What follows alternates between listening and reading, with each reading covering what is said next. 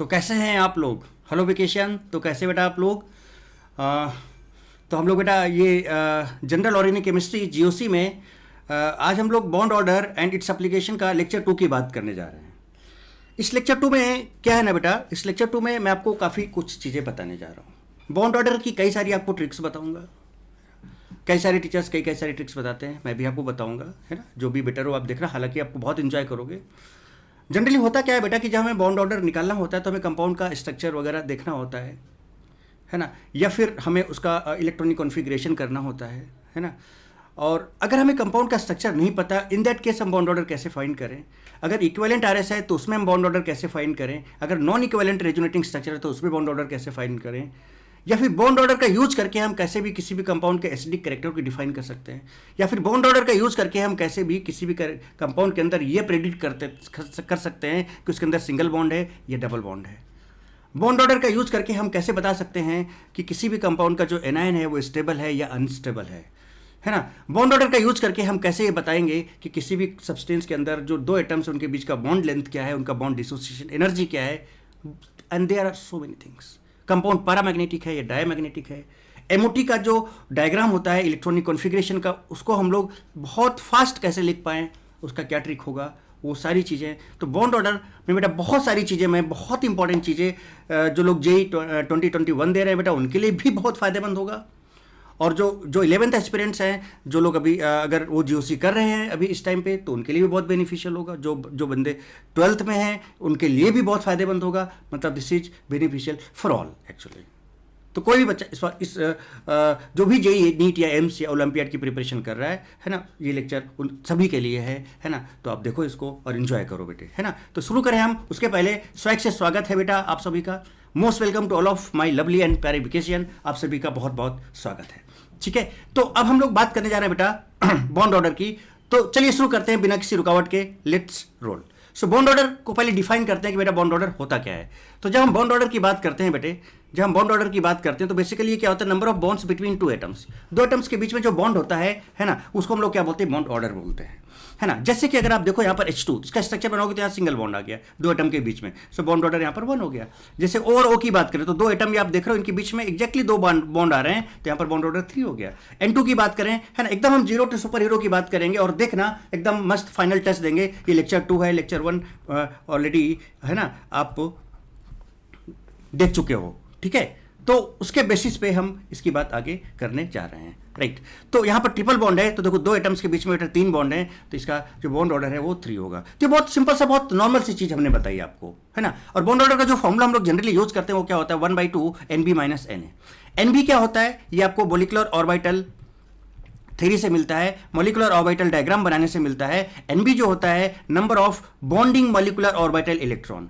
तो bonding molecular orbital जो electrons होते हैं उनका जो नंबर होता है वो NB होता है, और एंटी बॉन्डिंग मॉलिक्यूलर ऑर्बिटल में जो इलेक्ट्रॉन्स होते हैं उनका जो नंबर होता है वो Na होता है, ठीक है। पहली चीज तो एकदम बेसिक्स, जीरो से सुपर हीरो की बात करते हैं, देखते जाना धीरे धीरे आगे आपको बहुत बढ़िया चीजें आपको मैं सिखाता चला जाऊंगा। तो ये बात तो आपको समझ में आ जाती है बेटे। अब बात आती है कि बॉन्ड ऑर्डर हम इक्विवेलेंट आरएस के लिए कैसे निकालें। इक्विवेलेंट आरएस के लिए हम लोग बॉन्ड ऑर्डर कैसे निकालें। इक्विवेलेंट आरएस का मतलब समझते हो ना बेटा कि जब आप रेजोनेटिंग स्ट्रक्चर बनाओ, तो हालांकि ये चीज मैं आपको पहले सिखा चुका हूं, आपको बहुत अच्छे से पता है ये सारी चीजें कि इक्विवेलेंट आरएस क्या होता है। तो सेम स्ट्रक्चर होना चाहिए, एग्जैक्टली सेम होना चाहिए, एग्जैक्टली सेम होना चाहिए। जैसे फॉर एग्जांपल अगर मैं एक छोटा सा स्ट्रक्चर आपको बना के दिखाऊं, तो जैसे देखो यहाँ पर C डबल बॉन्ड O, और बेटा यहाँ पर है ना, या इससे भी और छोटा स्ट्रक्चर अगर हम ले लें, है ना, चलो अच्छा यही ले लेते हैं, है ना, कार्बोनेट आयन का एग्जांपल ले लेते हैं ये। अब मान लो हमने कहा कि इसका जो रेजोनेटिंग स्ट्रक्चर है बेटा कुछ ये है ना। तरीका हम आपको बता ही चुके हैं। क्या देखो, अगर मैं इसको 1 2 3 बोल दूं इधर से, तो देखो डबल बॉन्ड 2 3 से 2 1 में आ जाएगा। तो पहले तो जिसको आपने टच नहीं किया उसको ऐसे लिख दो, डबल बॉन्ड 2 3 से देखो 2 1 में आ जाएगा। ये देखिए आ गया 2 1 में, डबल बॉन्ड 2 3 से 2 1 में आ गया। और जहाँ चार्ज 1 से 3 में चला जाता है तो चार्ज यहाँ चला गया, ये आपका हो गया। फिर अगर हम यहाँ से 1 2 3 कर दें, 1 2 3, तो अगर आप देखोगे तो बेटा यहाँ पर आपको फिर से क्या मिलेगा, डबल बॉन्ड 2 1 में आ जाएगा, तो डबल बॉन्ड आपका इधर आ जाएगा। और ऊपर में देखो 3 पर ये माइनस चार्ज 1 से कहाँ पे चला जाएगा, 3 पे चला जाएगा, यहाँ चला जाएगा, देख रहे हो बेटा माइनस चार्ज। और इधर आपका यहाँ पर देखो क्या है O माइनस, ये रह जाएगा। तो अब एग्जैक्टली अगर आप ध्यान से देखो बेटा, तो यहाँ पर C double bond O minus O minus, C double bond O minus O minus, C double bond O minus O minus. तो ये सारे के सारे स्ट्रक्चर्स कैसे आपके हैं, इक्विवेलेंट आरएस है। जैसे आप बेंजीन का बनाते हो बेटे, तो बेंजीन के आपको पता है ना कि 2 इक्विवेलेंट आरएस मिलते हैं न्यूट्रल।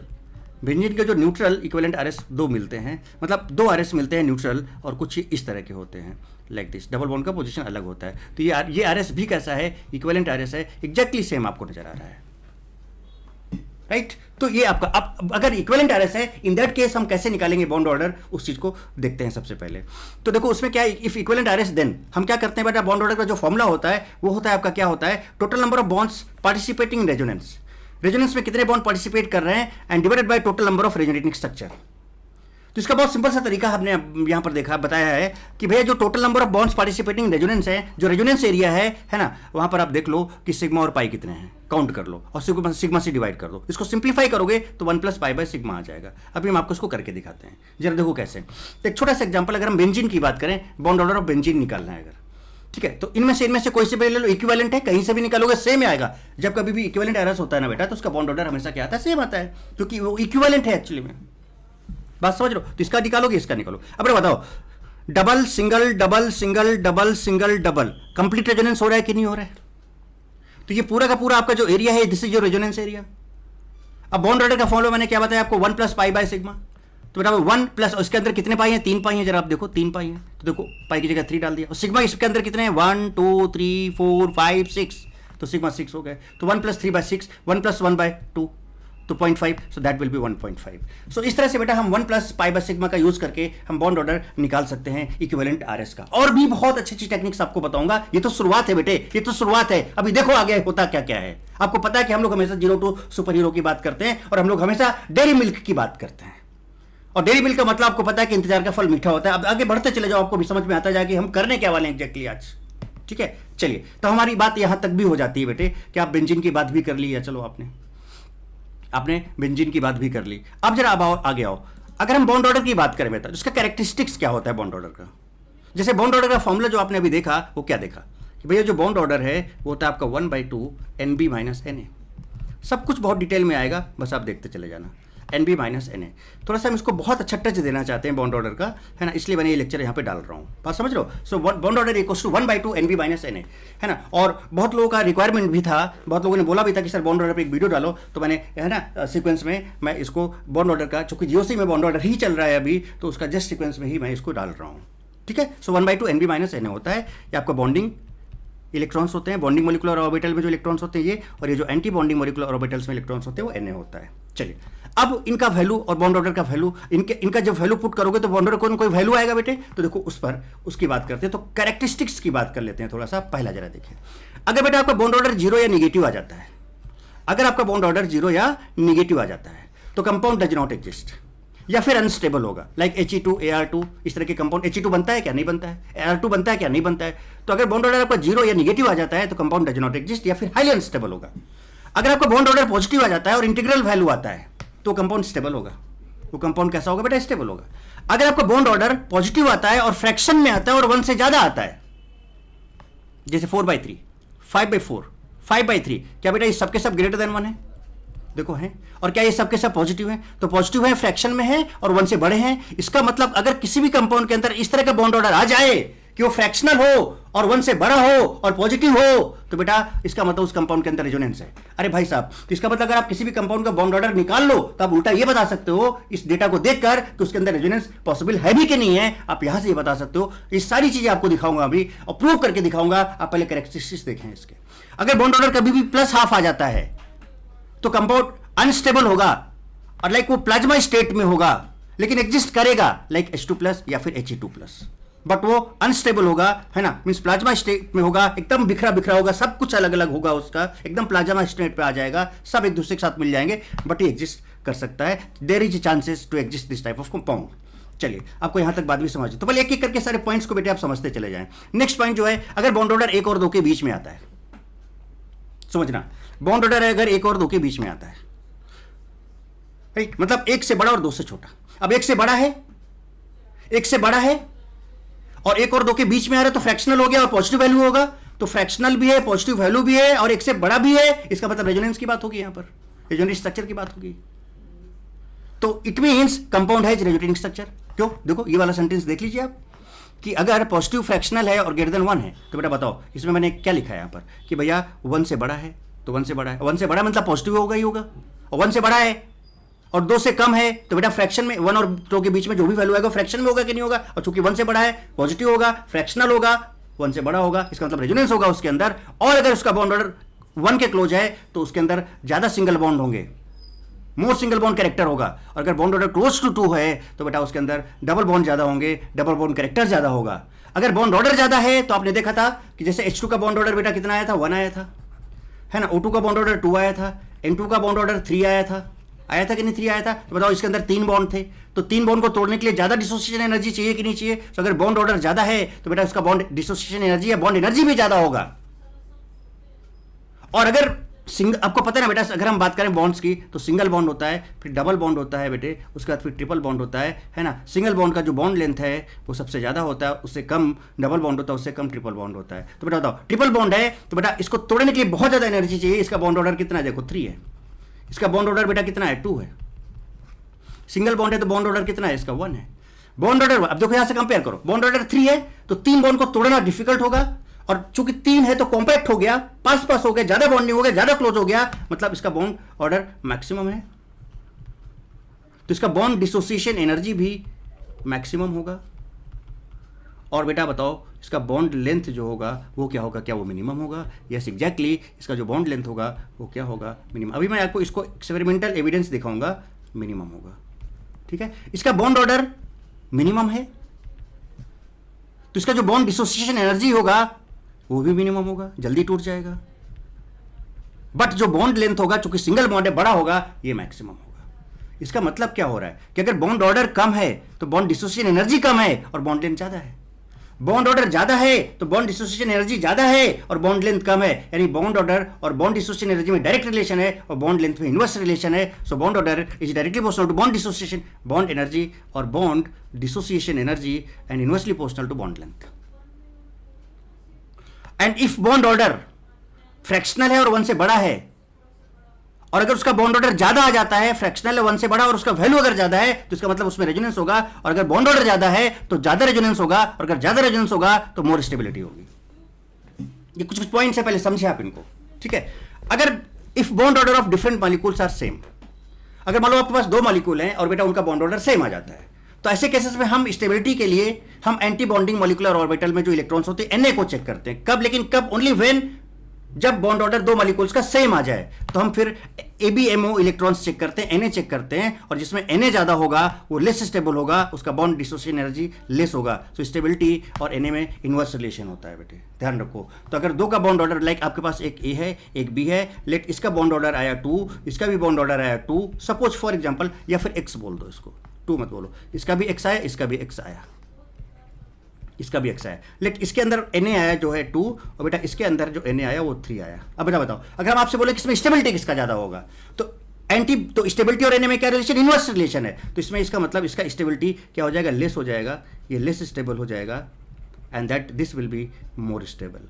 कहानी को समझे बेटे, this will be more stable. तो इसका जो स्टेबिलिटी ऑर्डर होगा बेटे, जो इसका स्टेबिलिटी ऑर्डर होगा, that A is more stable then B because it has less Na value. लेकिन ये कब? जब बॉन्ड ऑर्डर बेटे कैसे हो, सेम आए तब। चलिए, तो कैरेक्टरिस्टिक्स आपने देखा इस तरह से। तो बेटा ये कैरेक्टरिस्टिक्स हैं जिनका यूज करके आप बहुत सारी चीजें बता सकते हो, और भी बहुत सारी चीजें हम आपको बताने वाले हैं। चलिए पानी पीते हैं।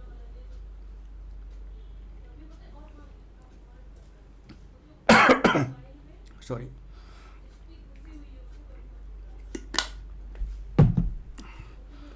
So if Na is more, less stable होगा, लेस बॉन्ड डिसोसिएशन एनर्जी होगा। ओके, अब आगे बढ़ते हैं। देखिए क्या है VKST for bond order and electronic configuration of molecular orbitals. अब सुनो ध्यान से, अब इसको थोड़ा ध्यान से समझना, यहां पर बड़ा लोग को दिक्कत होती है, मैं आपको समझाता हूं क्या है। सो बॉन्ड ऑर्डर के लिए क्या VKST होगा, है ना, और किस तरह से इलेक्ट्रॉनिक कॉन्फ़िगरेशन लिखेंगे मॉलिक्यूलर ऑर्बिटल थ्योरी का, हम आपको बहुत प्यार मोहब्बत से समझाने जा रहे हैं, जरा ध्यान से देखिएगा। पहले देखो, हम लोग 2 केस लेते हैं जब मॉलिक्यूलर ऑर्बिटल डायग्राम की बात करते हैं। 2 केस क्या लेते हैं? केस 1, जब नंबर ऑफ इलेक्ट्रॉन्स 14 या 14 से कम हो, या फिर नंबर ऑफ इलेक्ट्रॉन्स 14 से ज्यादा हो। तो इसका VKST हम जो बताते हैं वो बताते हैं हमेशा क्या, 21, याद है ना, 21। तो ये ऐसी चीज है कि जिंदगी में आप कभी नहीं बोलोगे 21, तो 21 से 21 याद रहेगा। कब? पहले केस में जब 14 है 14 से कम है तो विकेस्टी का 21 21। लेकिन जब 14 से ज्यादा हो तो कुछ नहीं करना है, जो 21 है ना उसको उल्टा कर दो। तो 21 को जब उल्टा कर दोगे तो बेटा क्या होगा, ये यहां पर 12 हो जाएगा, तो फिर 12 21। तो बेटा बताओ ये लिस्ट और 14 वाला याद रख पाओगे ना, 21 21। अब यहां पर जो 2 का मतलब है, यहां पर जो 2 का मतलब है कि 2 पाई होंगे, और जब कभी पाई होंगे तो इक्वल होंगे। अभी मतलब समझाता हूं। और यहां पर 1 का मतलब है कि सिग्मा होगा, पाई होंगे और उनका इक्वल एनर्जी होगा, इक्वल होंगे, और 1 का मतलब सिग्मा होगा। अभी समझाता हूं, पहली बात तो ये याद रख पाओगे। तो अगर नंबर ऑफ इलेक्ट्रॉन्स 14 या 14 से कम है तो इसका वीकेएसटी होगा 21 21। और अगर केस 2 हो गया, 14 से ज्यादा हो गया, तो 21 को पहले 21 पहली वाली 21 को उल्टा कर दो, तो फिर आपका 12 21 हो जाएगा। चलिए दिखाते हैं आपको कैसे, इस सब का मतलब समझाते हैं। और यहां पर एक चीज और देखो बेटा, और इसमें यहां पर एक कंसेप्ट और है बेटा, क्या है, बाबा का कॉन्सेप्ट है। बाबा और उसके अंदर एक और बा। तो बाबा में बी मींस बॉन्डिंग, यहां पर 2 इलेक्ट्रॉन, यहां पर 2 इलेक्ट्रॉन, यहां पर 2 इलेक्ट्रॉन, यहां पर 2 इलेक्ट्रॉन, यहां पर टोटल 8 इलेक्ट्रॉन आते हैं। फिर बाकी यहां पर 6 इलेक्ट्रॉन आते हैं। अच्छा बेटा, एक ऑर्बिटल, एक चाहे वो बेटा देखो, चाहे वो एटॉमिक ऑर्बिटल हो, चाहे वो मॉलिक्यूलर ऑर्बिटल हो, अगर सिंगल ऑर्बिटल है तो उसमें 2 इलेक्ट्रॉन हो सकते हैं। तो ये ऑर्बिटल्स हैं। तो यहां पर इसका मतलब 2 इलेक्ट्रॉन, मतलब यहां पर सिंगल ऑर्बिटल होगा, यहां पर भी एक सिंगल ऑर्बिटल होगा, यहां पर भी एक सिंगल ऑर्बिटल होगा, 2 हैं, यहां पर भी सिंगल, और यहां पर 6 हैं, इसका मतलब यहां पर 3 ऑर्बिटल्स होंगे। यहां पर भी 6, इसका मतलब यहां पर भी 3 ऑर्बिटल्स होंगे। और वो 3 ऑर्बिटल्स कैसे कैसे होंगे, इन्हीं के लिए हमने एक जो ट्रिक बताया वो 21 21 है। अभी सब समझाता हूं, सब समझाता हूं, बहुत बढ़िया तरीके से समझाता हूं कैसे, ठीक है, बढ़िया तरीके से, प्रॉपर तरीके से इस बात को समझेंगे। ठीक है, चलिए तो आगे बढ़ते हैं और नेक्स्ट की बात करते हैं। देखिए क्या है केस 1। केस 1 में बेटा क्या है कि number of electrons less than 14। तो आपको वीकेएसटी पता है 21 21। 1 का मतलब सिग्मा, 2 का मतलब पाई एंड इक्वल। समझाता हूं कैसे। अब बेटा ऐसे जो कॉन्फ़िगरेशन होगा मॉलिक्यूलर ऑर्बिटल इलेक्ट्रॉनिक कॉन्फ़िगरेशन है ना, और उसका जो एनर्जी का ऑर्डर होता है बेटा, उसको हम लोग एक नाम और देते हैं, स्पेक्ट्रोस्कोपिक ऑर्डर भी बोलते हैं। ठीक है, समझना समझना। तो बेटा एक चीज बताओ, इसको अगर हम यहां पर लिखना स्टार्ट करें तो स्टार्टिंग का आपको आइडिया तो हो गई होगा कैसे, sigma 1s sigma 1s star, sigma 2s sigma 2s star, यहां तक चले गए। तो ये आपका था, देखो जरा ध्यान देना बेटा, ये क्या था आपका बाबा, बा बा, केयरफुल रहना आपको बा में। तो ये पूरा का पूरा आपका बा है, देखो ये बी ए, ये बाबा और ये बा। अब सुनो जरा ध्यान से, यहां पर 21 21 का मतलब क्या था। तो 2 मीन्स पाई, 2 मीन्स पाई और इक्वल। तो सुनना, सिग्मा 1s सिग्मा 1, समझ लो ध्यान से बेटे, sigma 1s sigma 1s star, sigma 2s sigma 2s star हो गया। इसका अब देखो 2 है तो 2 पाई आएंगे और इक्वल होंगे, तो pi 2px equals to pi 2py। अब 1 का मतलब सिग्मा होता है, तो 2 के बाद 1 आया तो 1 देखो सिग्मा 2pz आ गया। फिर 21, अब चूंकि ये बॉन्डिंग है तो इसके बाद एंटी बॉन्डिंग आएंगे। देखो बी मीन्स ये पूरे के पूरे बॉन्डिंग है, तो यहां कोई स्टार नहीं है। अब यहां पर ए का मतलब ये सारे के सारे एंटी बॉन्डिंग है। तो बेटा अब क्या आएगा बताओ, सब कुछ वही आएगा, क्या 2 है तो 2 का मतलब फिर से pi, so pi 2px star equals to pi 2py star. चूंकि 2 है तो पाई होंगे और इक्वल होंगे। अब 1 है तो फिर से 1 के लिए क्या होता है सिग्मा, तो सिग्मा 2pz स्क्वायर। तो ये जो 21 21 है बेटा, ये लास्ट के बा के लिए है, लास्ट के बा के लिए। इसको और भी, अब जब आप इधर से इधर जाते हो बेटा तो एनर्जी क्या होता है, इंक्रीज होता है। प्रैक्टिस करना, मजा आ जाएगी। बताओ इतना याद नहीं बेटा, sigma 1s sigma 1s star, energy बढ़ता जा रहा है इधर जाने पे, sigma 2s sigma 2s star. ये हो गया बाबा, ये हो गया बाबा। अब आ गया बा। अब इस बा में ये, अब बा देखो ये आपका बा बी है, बी है, तो बॉन्डिंग एंटी बॉन्डिंग। तो 21 21 21 मतलब 2 का मतलब पाई, तो देखो पाई 2px, और मतलब 2 मतलब 2 होंगे और पाई होंगे इक्वल होंगे। 2 मीन्स 2 होंगे, पाई होंगे, इक्वल होंगे, तभी तो 2 है। 1 मीन्स 1 होगा और सिग्मा होगा। आप समझ गए। तो देखो 2 है तो पाई होंगे, सो pi 2px equals to pi 2py हो गया। अब 1 है तो मतलब सिग्मा। अब देखो बी था मतलब बॉन्डिंग है ये, इसका मतलब अब ए आएगा तो एक मतलब एंटी बॉन्डिंग स्टार लगेगा। तो अब बताओ फिर से 2 है बेटे, तो पाई 2px स्टार होगा equals to pi 2py star होगा। उसके बाद फिर से 1 आया तो सिग्मा 2pz स्टार होगा। अब थोड़ा सा देखो और मजा आ जाएगी आपको।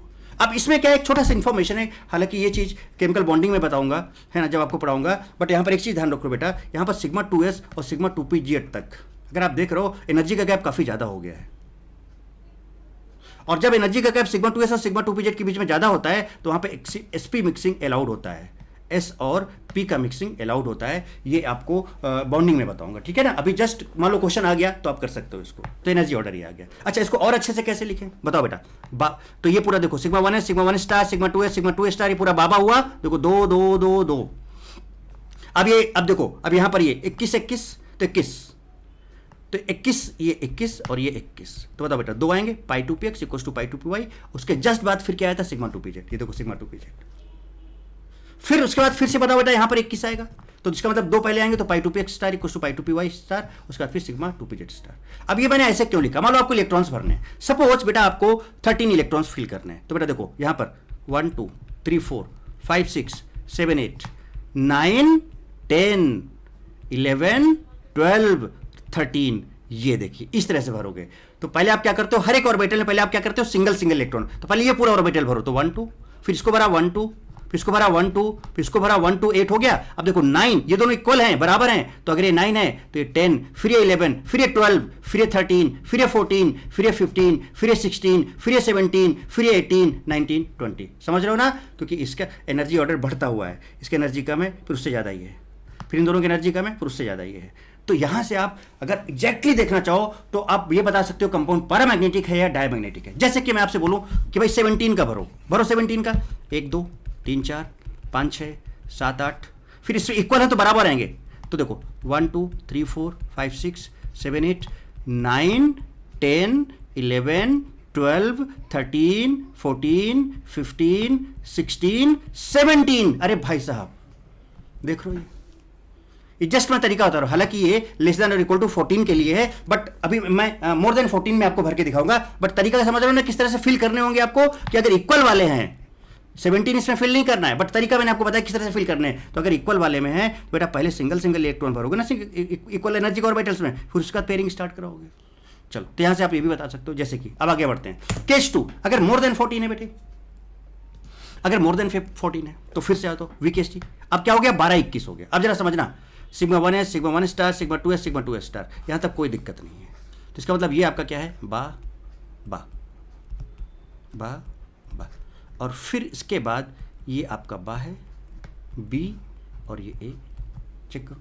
अब देखो 1 आ गया, 1 का मतलब सिग्मा, तो देखो पहले सिग्मा 2 पी जेड, बेटा कभी जिंदगी में नहीं भूलोगे। इसके बाद फिर देखो 2 आ गया, देखो इसमें बेटा 12 21 है ना, तो ये आपका 12 और देखो 21, यहाँ पे लिखा भी है 12 21, देखो लिखा है ना, तो 12 1 और 2 है, तो बस pi two p x equal to pi two p Y.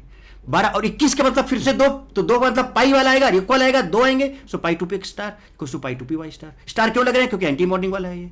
फिर बताओ बेटा, फिर 1 आया तो सिग्मा 2 पी स्टार। अब इसको इस तरह से बनाओ, कैसे जरा देखो, यहां से यहां तक तो समझ गए आप कैसे है। इसके बाद फिर देखो बेटा क्या आएगा, 12 21 है, तो 12 का मतलब पहले 1 वाला आएगा, तो सिग्मा 2 पी जेड, उसका 2 वाला आएगा, तो देखो pi two p x equal to pi two p y. 12 हो गया, अभी 21 पे आ जाओ, तो 21 का मतलब पहले 2 वाला आएगा, तो pi two p x star equal to pi two p y star और सिग्मा 2 पी जेड। इनको आप ऐसे ऐसे भी आराम से बना सकते हो, अगर आप स्ट्रिक को, वो मैं बना के नहीं दिखा रहा हूं, आप खुद बना के देख लेना बढ़ते हुए एनर्जी ऑर्डर में, आप शायद समझ गए होगे मैं क्या बोलना चाह रहा हूं। अब मान लो ये मोर देन 14 है, अब यहां पे फिल करते हैं, मान लो 17 भरना था, तो कैसे भरते, ध्यान रखना 1 है ना, 17 भरना था, देखिएगा कैसे भरते हैं आप। 1 2 3 4 5 6 7 8 9 10 11 12 13 14 15 16 17, बताओ बेटे ये हुआ 17। अब मैं आपसे पूछ दूं इसके अंदर नंबर ऑफ अनपेयर्ड इलेक्ट्रॉन्स कितने हैं, तो नंबर ऑफ अनपेयर्ड इलेक्ट्रॉन्स 3 होंगे। बताओ बेटा ये क्या, अगर आप ये ट्रिक यूज करो तो क्या आपको प्रॉपर मैकेनिज्म के साथ कंप्लीट इलेक्ट्रॉनिक कॉन्फ़िगरेशन नहीं लिख सकते हो क्या बेटे, यूजिंग 21 21 12 21, बोलो ना बेटे। तो ये है आपका, मान लो सपोज हम आपसे बोलते हैं कि आपको 19 फिल करना है, या चलो 15 फिल करना है, 15, चलो शुरू करो। 1 2 3 4 5 6 7 8 9 10 11 12 13 14, ये 15, बताओ कितने अनपेयर्ड हैं, 1 unpaired. So number of unpaired electrons 1, और अगर आपको अनपेयर्ड इलेक्ट्रॉन्स निकल जाते हैं तो आप यहां से मैग्नेटिक मोमेंट निकाल सकते हो, डायमैग्नेटिक और पैरामैग्नेटिक बना सकते हो, सब आगे बताऊंगा मैं आपको। क्या बेटे कहानी समझ में है, तो बताओ बेटा क्या आप इलेक्ट्रॉनिक कॉन्फ़िगरेशन एकदम मस्त लिख लोगे। अब यहां पर देखो सिग्मा 2s और सिग्मा 2 पी जेड के बीच में एनर्जी का गैप काफी कम है, so energy gap is very low, so SP mixing is not allowed. इसमें यहां पर ये क्वेश्चन पूछा जा सकता है कि एक्सपी मिक्सिंग कहां पर अलाउड है कहां पर नहीं अलाउड है, तो ये बता पाओगे ना बेटा, ये जस्ट मैंने इन्फॉर्मेशन दी है, ये डिटेल आपको बॉन्डिंग में बताएंगे, ठीक है। चलिए अब आगे बढ़े, तो आई थिंक आपको इलेक्ट्रॉनिक कॉन्फ़िगरेशन में अब कभी भी आपको लाइफ में प्रॉब्लम नहीं आएगा, आप कभी नहीं भूलोगे। ये जो इसमें जो आप इसके डब्बा डायग्राम भी बना सकते हो, इसके आप डब्बा डायग्राम भी बना सकते हो, आप चाहो तो वेट करो जस्ट मिनट रुको, मैं आपको दिखाई देता हूँ। 2 केसेस हैं, दोनों का डब्बा डायग्राम भी बना के दिखाता हूँ, जरा देखना। पहला सिग्मा 1s है, तो देखो पहले का एक ऑर्बिटल, फिर sigma 1s star, sigma 2s, sigma 2s star, यहाँ तक पहुँच गया बेटे। फिर देखो पाई 2 पी एक्स पाई 2 पी वाई बराबर है, फिर देखो बेटा इसके बाद सिग्मा 2 पी जेड आया, फिर से अब कंटिन्यूस में मुझे जाना होगा, जरा देखिएगा, सिग्मा 1s सिग्मा 1 स्टार। अब इधर मैच करते हैं ना, सिग्मा 2s स्टार। इसके बाद फिर क्या है बेटा, देखो पाई 2p x आया और यहाँ पर पाई 2p y आया। इसके बाद सिग्मा 2p z आ रहा है कि नहीं आ रहा? फिर पाई 2p x स्टार, पाई 2p y स्टार, देखो उसके बाद फिर यहाँ पर सिग्मा 2p z स्टार आ रहा है। देखो ये बनाए, ये बनाए, ये बनाए, ये बनाए, फिर ये दोनों इक्वल बनाए, देखो आपको दिख रहा है ये दोनों इक्वल। इसके जस्ट बाद देखो बेटा ये आया, ये देखो ये आया, इसके जस्ट बाद ये दोनों आए, देखो ये दोनों आए, इसके बाद फिर ये आया, ये आया। बताओ अब डब्बा डायग्राम कभी भी आपको याद करना पड़ेगा? No, never, not at all. चलो अगले वाले का भी डब्बा डायग्राम आपको बना के दिखा देते हैं, जरा देखिए। Sigma 1s star, sigma 2s star. अब इसके बाद देखो फिर सिग्मा 2pz आ रहा है बेटे, तो सिग्मा 2pz यहां पर आएगा। उसके बाद फिर पाई 2px स्टार। उसके बाद फिर क्या आ जाएगा, देखो फिर से बनाते हैं। देखो यहां से sigma 1s star, sigma 2s star. क्या बेटा आप यहां तक पहुंच गए? अब इसके बाद सिग्मा 2pz आएगा, तो सिग्मा 2pz यहां पर आ जाएगा। उसके बाद फिर क्या ये दोनों आएंगे, तो देखो पाई 2px, पाई 2py। उसके बाद फिर देखो जस्ट ये दोनों आएंगे इसके बाद, तो पाई 2px स्टार, पाई 2py स्टार। उसके बाद लास्ट में आपका सिग्मा 2pz स्टार आएगा। बताओ बेटा डब्बा बन गया कि नहीं बन गया? तो इस तरह से आप डब्बा डायग्राम भी बना सकते हो, तो आपको बहुत सारी हेल्प यहाँ से मिलने वाली है। तो आई होप बेटा आप यहाँ तक कहानी समझ गए होगे कि किस तरह से कैसे करना है। आई होप कि आपने एंजॉय किया होगा। और बेटा बॉन्ड ऑर्डर का सिंपल सा ट्रिक है बा। देखो बहुत सारे तरीके हैं बेटे। कुछ लोग ट्रायंगल रूल बताते हैं कि 0.5 जोड़ते चले जाओ, या कुछ ऐसा करते जाओ, कुछ वैसा करते जाओ, बहुत सारे। आपको अगर उसमें आदत है आप वो यूज करो, जो आपको बेटर लगता है वो यूज करो, ठीक है। इसके अलावा भी हम आपको ट्रिक्स बताएंगे, टेक्निक्स बताएंगे, है ना। तो जो है, बट मुझे ये सबसे बेस्ट लगता है। और एक और तरीका बताऊंगा वो और भी बेस्ट है ना। और उसके बेसिस पे फिर आप काम कर सकते हो, है ना। चलिए तो बा। तो अब मान लो अब 20 इलेक्ट्रॉन्स की बात अगर आप करो तो आराम से यूज कर सकते हो यहाँ पे बा। जैसे कि सपोज मैं आपसे बोलूं, अभी देखो एग्जांपल, हालांकि एग्जांपल आगे बहुत सारे हैं। जैसे मैं आपसे बोलूं N2 का बॉन्ड ऑर्डर, आपको पता है पहले से कि N2 ट्रिपल बॉन्ड होता है। इसका बॉन्ड ऑर्डर बेटा कितना होता है? 3 होता है। चलो निकाल के देखते हैं। अब N2 का मतलब कितना बेटा? नाइट्रोजन 7 होता है, 7 × 2 14 इलेक्ट्रॉन्स होंगे। टोटल इलेक्ट्रॉन्स काउंट कर लो, एटॉमिक नंबर का सम ले लो आप, ठीक है। 14 आ गया। अब 14 फिल करना है, तो 2 2 4 2 6 2 8 हो गया बेटे। और कितने चाहिए? तो 6 हो गया 14। अब बताओ बेटा, चेक करो, आपको बॉन्ड ऑर्डर निकालना है तो NB कितना हो गया? जरा देखो, बॉन्डिंग, ये बॉन्डिंग है, ये बॉन्डिंग है, ये बॉन्डिंग है, 10 हो गया। देखो माइनस एंटी बॉन्डिंग कितना? जरा देखो, 2 एंटी बॉन्डिंग ये है, 2 एंटी बॉन्डिंग ये है, 2 ही तो है, इधर तो 0 है, तो 4/2 किया तो 6/2 = 3 आ गया। मान लो आपको N2 माइनस का निकालना है, तो 14 तो हुआ था, माइनस का मतलब 1 इलेक्ट्रॉन और आ गया, तो बेटा ये 15 हो गया। ये किसी के लिए भी यूज करो, ये आपका electron for any electron up to 20 electron, कोई सा भी, चाहे लेस देन = 14 हो या फिर मोर देन = 14 हो, बॉन्ड ऑर्डर आप इससे निकाल सकते हो। कोई सा भी केस हो डायरेक्ट निकाल सकते हो, for all, valid for all. तो 15 आया। अब 15 आया तो फिल करो यहाँ पे 15, तो देखो 2 2 4 2 6 2 8 6 14 और एक 15 हो गया। अब बताओ बेटा बॉन्डिंग में कितने हैं? 6 यहाँ पर, 2 यहाँ पर, 2 यहाँ पर, 10। सो बॉन्ड ऑर्डर = 1/2 10। अब एंटी बॉन्डिंग कितना हो गया? जरा देखो, 2 यहाँ पर है, 2 यहाँ पर है और 1 यहाँ पर है। देखो 2 यहाँ पर, 2 यहाँ पर, 1 यहाँ पर, तो 5 हो गए। तो यहाँ पर बेटा आ गया आपका 2.5। ये लीजिए, तो N2 माइनस है और N2 प्लस। अब यहीं पर आप चाहो तो आपको पता है कि bond order is directly proportional to bond dissociation energy. तो अगर आप, और is directly proportional to stability. भाई ज्यादा बॉन्ड डिसोसिएशन एनर्जी मतलब बॉन्ड को ज्यादा तोड़ना पड़ रहा है, इसका मतलब ज्यादा स्टेबल है ना। And inversely proportional to bond length. तो ये सारे ऑर्डर लिख सकते हो कि नहीं लिख सकते इस वैल्यू को देख के? सारी चीजें आपके सामने। हालांकि ये सारी चीज़ें हम और आगे बात करेंगे। चलो अब इसके बाद नेक्स्ट और आगे थोड़ी सी बात करते हैं। नेक्स्ट जो है आपका बेटा क्या है? Magnetic behaviour of molecules and magnetic moment. Simple, बहुत सिंपल है। देखो अच्छी चीज़ बताओ बेटे, अगर मैं, जैसे कि मैंने आपको अभी ये ट्रिक बताया था, मैं आपसे बोलता देखो मोर देन 14 के लिए, तो आपको पता ना कि भाई एक याद रखो आप, लेस देन = 14, 21 याद रहेगा, राइट बेटे। और उसके बाद फिर अगर 14 से ज़्यादा है तो 21 को उल्टा कर दो, तो 12 21 हो जाएगा।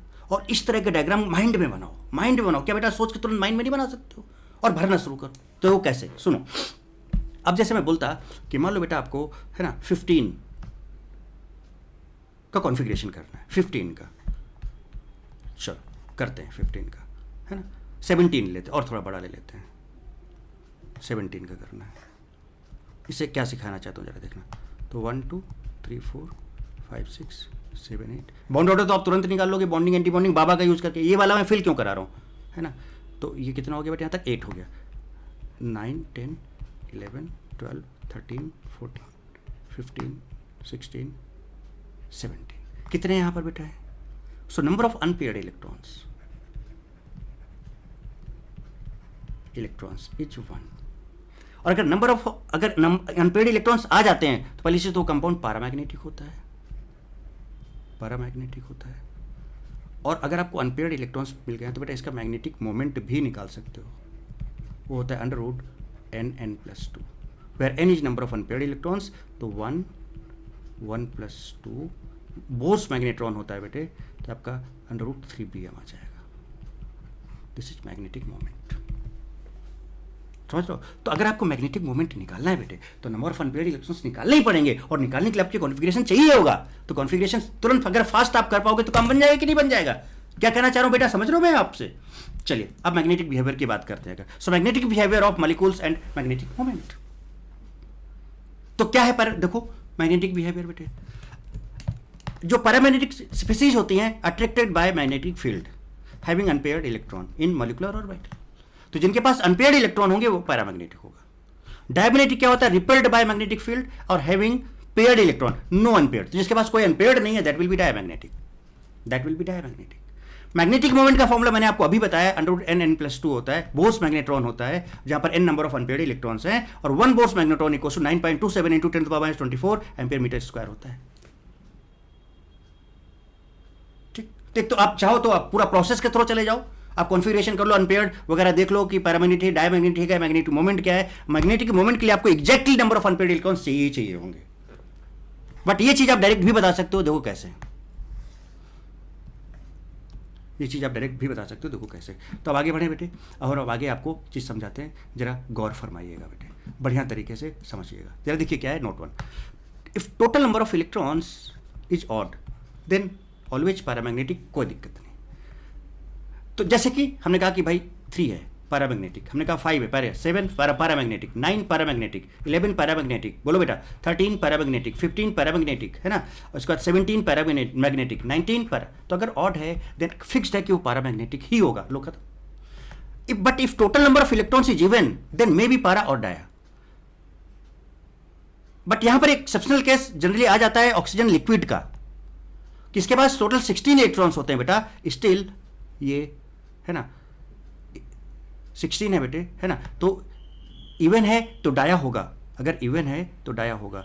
बट ऑक्सीजन में बेटा इवन होता है फिर भी ये डाया नहीं होता है, ये क्या होता है, पैरामैग्नेटिक होता है। तो अगर आप इतना ध्यान रख पाओ तो काम बन सकता है, या फिर मैंने आपको सीधे कॉन्फ़िगरेशन भरना सिखा दिया, आप वहां से देखो, और मैंने नीचे लिख दिया, और यूज कॉन्सेप्ट ऑफ बा for para and dia, electronic configuration करके भर लो। अगर आपके माइंड में वो पूरा का पूरा कॉन्फ़िगरेशन है, और हो सकता है, रह सकता है भाई, you are preparing for J advanced ना, तो रख सकते हो आप। उसके बाद फिर आप तुरंत वहाँ से ये कॉन्सेप्ट लगा लो, 21, 21 या 12, 21 का इलेक्ट्रॉन फिल करके देख लो, अनपेयर्ड है या फिर पेयर्ड है, तो वहाँ से हो जाएगा, राइट। अच्छा 16 वाला मैं आपको दिखा दूँ कि ये इवन होने के बाद भी ये पारा क्यों है। चलो वापस चलते हैं कॉन्फ़िगरेशन पे, देखिए 16 मतलब मोर देन 14, 16 का मतलब क्या हो गया, मोर देन 14। चलिए हटाते हैं इसको,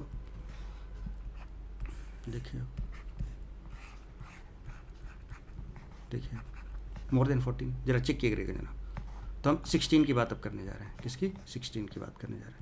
तो देखो क्या, अगर अनपेयर्ड नहीं आया तो डाया होगा, अनपेयर्ड आ गया तो पैरा होगा, ठीक है। 16 फिल कर रहा हूँ, और मोर देन 14 है तो इसलिए यहाँ पे जा रहा हूँ। ये मैं अगर आपके माइंड में है तो देखो जरा देखिएगा, गौर फरमाइएगा बेटे। 1 2 3 4 5 6 7 8 9 10 11 12 13 14 15 16, अरे भाई साहब 2 अनपेयर्ड हैं, O2 के पास 2 अनपेयर्ड हैं, 16 इलेक्ट्रॉन्स थे ना, ये 2 अनपेयर्ड हैं, और अनपेयर्ड हैं तो पारा नहीं होगा, डाया होगा। इसलिए मैंने यहाँ पर आपको बोला, क्या बोला बेटे, कि जो O2 है कहाँ गया, जो O2 है ये तो हो चुका है, नेक्स्ट ये देखो, जो O2 है वो 16 इवन होता है, स्टिल दैट इज पारा। तो आपको करके भी दिखा दिया मैंने, आप इसको ध्यान भी रख सकते हो। Otherwise use just electronic configuration concept and find कि वो पारा है या डाया है। और अगर आपको मैग्नेटिक मोमेंट निकालना है तो बेटा फिर आपको इलेक्ट्रॉनिक कॉन्फ़िगरेशन करना ही होगा, और उसके बेसिस पे आपको नंबर ऑफ इलेक्ट्रॉन्स निकाल के फिर आपको मैग्नेटिक मोमेंट निकालना होगा। ओके नाउ राइट, चलिए यहाँ तक बात आप समझते हो। और ये तगड़ी चीज़ें हम आपको आगे समझाते हुए बढ़ेंगे। तो ये चीज़ हो गई आपकी कंप्लीट, राइट, यहाँ तक बात समझ में आपको आगे। चलिए अब trick to find bond order, अब सुनना जरा ध्यान से। एक तो मैंने बाबा बता दिया, एक ट्रिक मैंने आपको क्या बताया बेटा, बाबा खाली।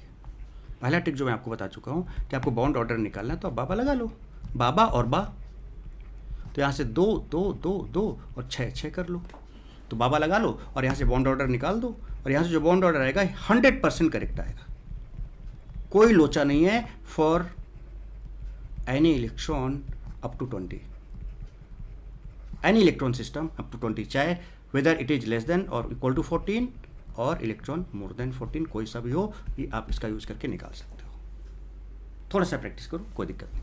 एक और ट्रिक हम आपको बताने जा रहे हैं और उसको वेरीफाई भी करेंगे और उसके बाद फिर आगे बात करेंगे। एक ट्रिक बेटा और है निकालने का, another trick to find bond order. वो क्या होता है, दैट इज 3 - 0.5 इंटू n।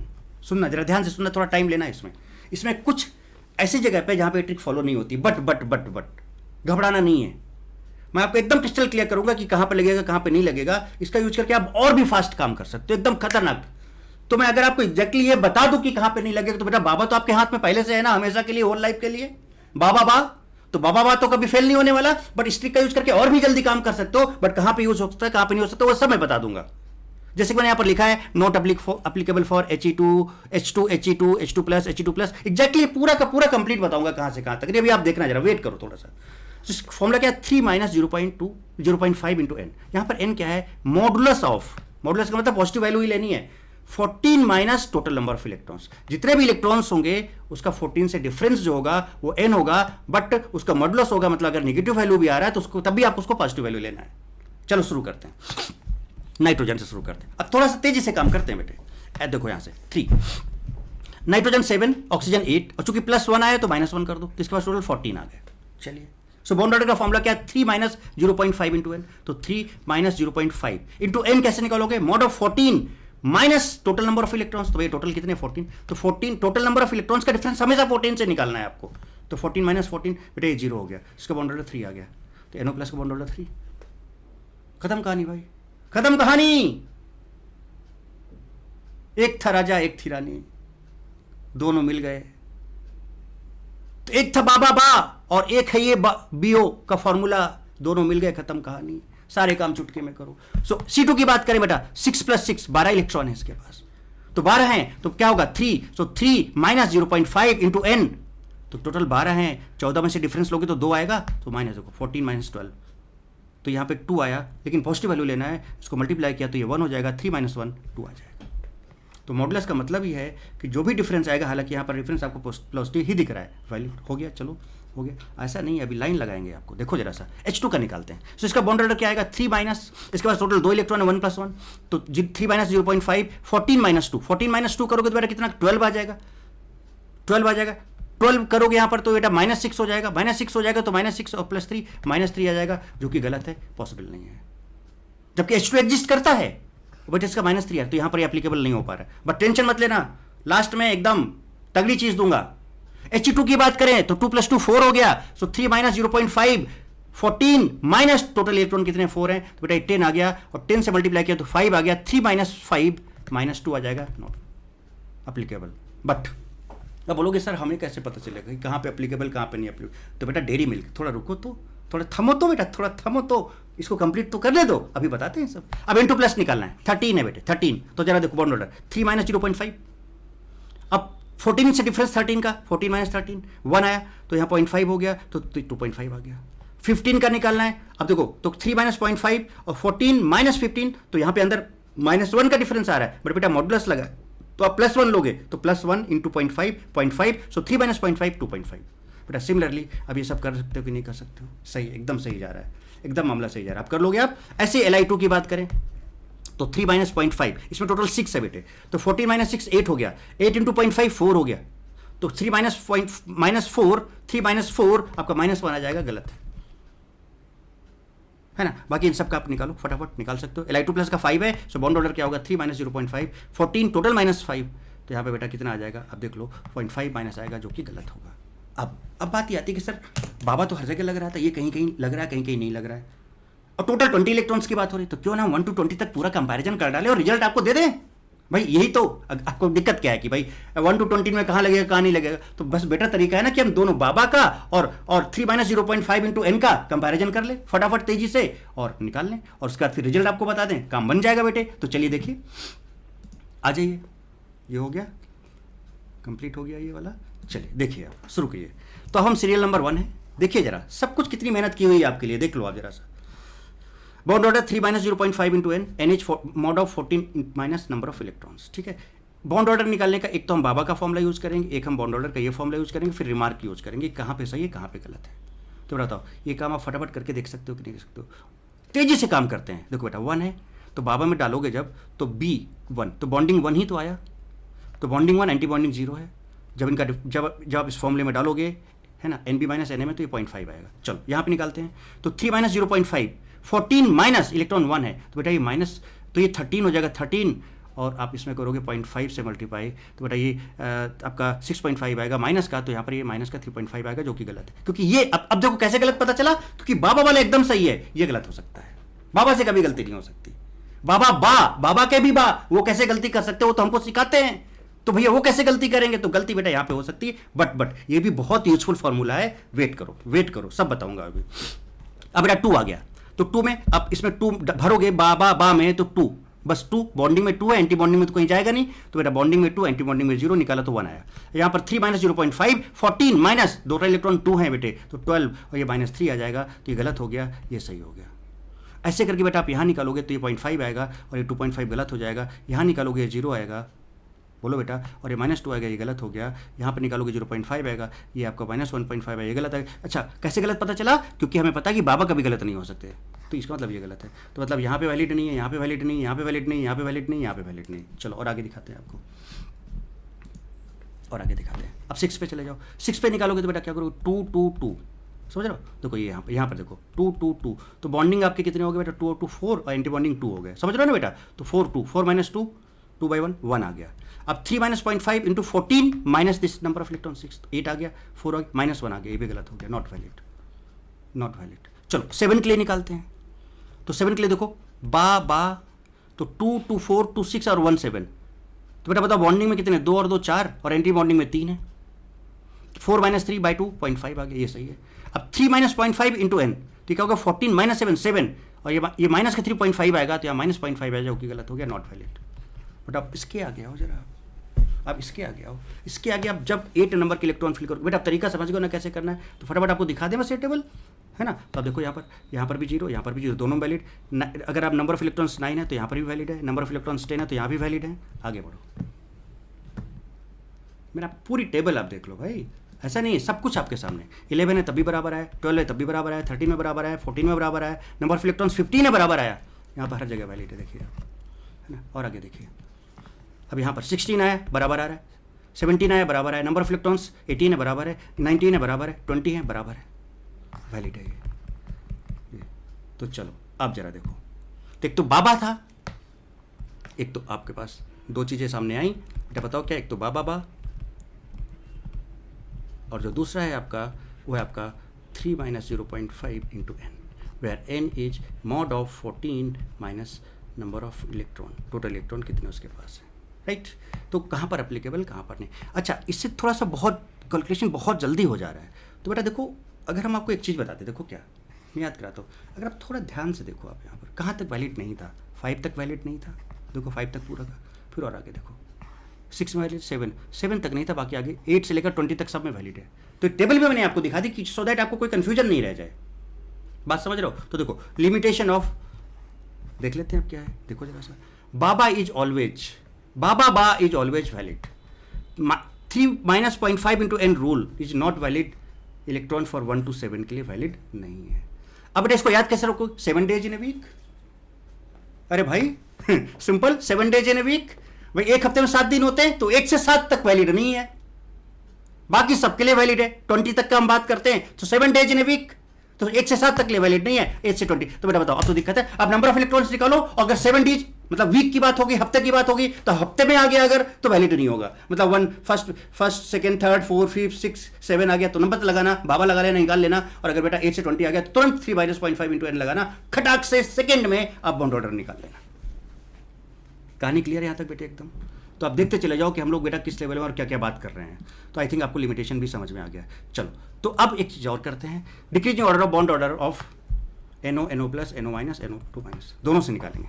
देखो अब NO है बेटा तो 8 और 7 15 हो गया, ये 15 था प्लस हो गया तो एक कम कर दिया 14, ये 15 था माइनस 1 हो गया तो एक इलेक्ट्रॉन जोड़ दिया 16, बोलो ये 15 था और 2 इलेक्ट्रॉन और आ गया तभी तो है तो 17, तो इलेक्ट्रॉन्स आपके सामने। बाबा बाबा लगाओ बेटे तो अब 15 के लिए बाबा लगाया हमने, तो देखो यहाँ तक 8 6 14 और एक 15, बाबा पे कितने जरा देखो बा 10, एंटी बॉन्डिंग कितने जरा 1 2 और 2 4 1 5, सो ये 2.5। अब बताओ 15 देखो 15 14 16 17 क्या ये वीक आ रहा है? क्या 7 डेज वीक आ रहा है? नहीं आ रहा है, 8 से 20 के बीच में आ रहा है, सीधे फॉर्मूला लग सकता है। तो आप जाओ जो चाहो आप करो, तो 3 माइनस 0.5 इंटू 14 और माइनस 15, तो बेटा यहाँ पर 1 आया, पॉजिटिव वैल्यू लेना है हमेशा, मॉड लगा रखा है तो 1 तो 0.5 किया, तो 3 माइनस 0.5 2.5 लीजिए आंसर बराबर। सिमिलरली 14 के लिए जरा देखो, यहाँ से निकालोगे तो 3 आएगा और यहाँ से देखो 3 माइनस 0.5 14 माइनस 14 0 हो गया 3 आ गया यहाँ से। 16 के लिए निकाला तो यहाँ से निकालोगे 2 आएगा बेटा, और यहाँ से 3 माइनस 0.5 14 माइनस 16 2 आया, तो 2 इंटू 0.5 1 हो गया, 3 माइनस 1 2, देखो यहाँ भी 2 यहाँ भी 2। सिमिलरली बेटा यहाँ से निकालोगे 1.5 आएगा, 3 minus 0.5 14 minus 17 total number of electrons, ये देखो तो यहाँ पर 3.5 1.5 आ गया, 3 माइनस 1.5 इज 1.5। लीजिए जनाब अब बताओ बेटा, टेंशन खत्म कि कहां पर हम कौन सा लगाएं। मैंने कहा था ना डेयरी मिल्क, तो इंतजार का फल तो बेटा मीठा होता है, आपको पता है ना, dairy milk is very important actually. तो आप यहां तक का नहीं समझो, अभी बॉन्ड ऑर्डर में बहुत कुछ बताऊंगा आपको, बहुत कुछ बताने वाला हूं, थोड़ा सा इंतजार करें आप, थोड़ा सा इंतजार करें, थोड़ा सा वेट करें बेटे। कहानी यहां तक क्लियर है? चलिए तो अब थोड़ा सा आगे और बात किया जाए, है ना। अब नेक्स्ट जो आपका है bond order, bond energy, stability and bond length with experimental evidence. थोड़ा सा आपको एक्सपेरिमेंटल एविडेंस भी दिखाएं और फिर और थोड़ा सा आगे बात करें, है ना। जहां पर मैंने आपको बताया था कि अगर बॉन्ड ऑर्डर सेम आ जाएगा तो आपको कुछ नहीं देखना, आपको एंटी बॉन्डिंग इलेक्ट्रॉन्स देखने हैं, जिसमें एंटी बॉन्डिंग इलेक्ट्रॉन्स ज्यादा होगा उसका स्टेबिलिटी कम होगा। Stability and anti bonding electrons inversely relation होता है दोनों में, बट व्हेन जब बॉन्ड ऑर्डर मॉलिक्यूल्स के सेम आ जाए तभी आप वो काम करोगे, अदरवाइज नहीं करोगे। ठीक है, बॉन्ड ऑर्डर ज्यादा है तो इसका मतलब नंबर ऑफ बॉन्ड्स ज्यादा है, तो बेटा उन बॉन्ड की डिसोसिएशन एनर्जी भी ज्यादा होगी। नंबर ऑफ बॉन्ड ज्यादा है तो बेटा ज्यादा बॉन्ड है तो उनकी स्टेबिलिटी भी ज्यादा होगी। So bond order is directly proportional to what? Bond energy and stability, but inversely proportional to क्या? बॉन्ड लेंथ, क्योंकि जब बॉन्ड ऑर्डर ज्यादा होगा तो बॉन्ड ज्यादा होंगे, ज्यादा कॉम्पैक्ट होगा, बॉन्ड लेंथ छोटा हो जाएगा। नंबर ऑफ बॉन्ड्स, भाई बॉन्ड ऑर्डर का मतलब ज्यादा होने का मतलब नंबर ऑफ बॉन्ड्स ज्यादा, और नंबर ऑफ बॉन्ड्स ज्यादा हो गए तो बेटा उनकी बॉन्ड लेंथ कम हो जाएगी। सो बॉन्ड लेंथ में इनवर्स रिलेशन होगा। तो सिंपल बेटा ये तरीका तो आया ना यहाँ पर, क्या आया? वही जो बॉन्ड ऑर्डर होगा directly proportional to bond energy या bond dissociation energy and directly proportional to stability. अभी देखो तो और क्या क्या करना है, and inversely proportional to bond length, और ये चीज़ हम आपको अभी एक्सपेरिमेंटल एविडेंस से भी दिखा देंगे इसका। ठीक है, तो अब इसके बाद आगे की बात करते हैं। ठीक है, देखिए और एंजॉय कीजिए, बहुत मजा करने वाले, बहुत सारी चीज़ें बेटा मैं आपको सिखाने वाला हूँ। ऑक्जी एसिड्स में क्या करेंगे, है ना, ऑक्जी एनहांस में क्या करेंगे, इक्विवेलेंट, मतलब बहुत कुछ अभी देखो तो क्या क्या है। एसडी कैरेक्टर कैसे फाइंड करेंगे, there are so many things. Single bond होगा क्या डबल बॉन्ड होगा, स्ट्रक्चर, इवन कंपाउंड का स्ट्रक्चर प्रेडिक्ट कर सकते हो यूजिंग बॉन्ड ऑर्डर, बहुत कुछ कर सकते हो बेटे आप। ठीक है, वो बात भी करते हैं बेटे। तो आगे देखते हैं फटाफट और देखते हैं नेक्स्ट कॉन्सेप्ट क्या है। ये है आपका सो एक्सपेरिमेंटल एविडेंस भी देख लेंगे। सो बॉन्ड ऑर्डर और बेटा बॉन्ड डिसोसिएशन एनर्जी में डायरेक्ट रिलेशन, स्टेबिलिटी में डायरेक्ट रिलेशन और बॉन्ड लेंथ में इनवर्स रिलेशन। इसका डेटा एनालिसिस अगर हम देखें, जैसे F2 है, इसका बॉन्ड ऑर्डर देखो, सिंगल बॉन्ड है 1 होगा। ठीक है, O2 है, डबल बॉन्ड है, बॉन्ड ऑर्डर 2 होगा। सीधे सीधे बोल सकते हो, कोई फॉर्मूले की जरूरत नहीं कि आपको डायरेक्ट आपको दिख रहा है यहाँ पे, सीधे सीधे यहाँ पर 3, यहाँ पे 3 है। ठीक है, जब आप देख रहे हो कि इसका बॉन्ड ऑर्डर 3 है तो एक्सपेरिमेंटल डेटा देखना जरा बेटा। इसका जो बॉन्ड लेंथ है 110 pm है। जब इसका बॉन्ड ऑर्डर काफ़ी ज़्यादा है तो इसका जो बॉन्ड लेंथ है वो 110 है, और इसका जो बॉन्ड डिसोसिएशन एनर्जी है, एंथैल्पी है इसका, वो 945 है। तो जरा एक चीज़ जरा देखना जरा ध्यान से, बॉन्ड ऑर्डर 3 है, ये आपका बॉन्ड डिसोसिएशन एनर्जी या एंथैल्पी है, और ये आपका बॉन्ड लेंथ है। क्यों ना हम इन दोनों को एक बार कंपेयर करके दिखाएं पहले, या चाहो तो आप इन दोनों को कंपेयर कर लो पहले। देखो, जब बॉन्ड ऑर्डर 2 है तो बॉन्ड लेंथ 121 है, और जब बॉन्ड ऑर्डर 3 है तो बॉन्ड लेंथ 110 हो गया। बेटा मुझे एक चीज़ बताओ, बॉन्ड ऑर्डर बढ़ने से, देखो बॉन्ड ऑर्डर जब कम है तो बॉन्ड लेंथ ज़्यादा है, बॉन्ड ऑर्डर ज़्यादा हुआ तो बॉन्ड लेंथ कम है। दिख रहा है कि नहीं दिख रहा है?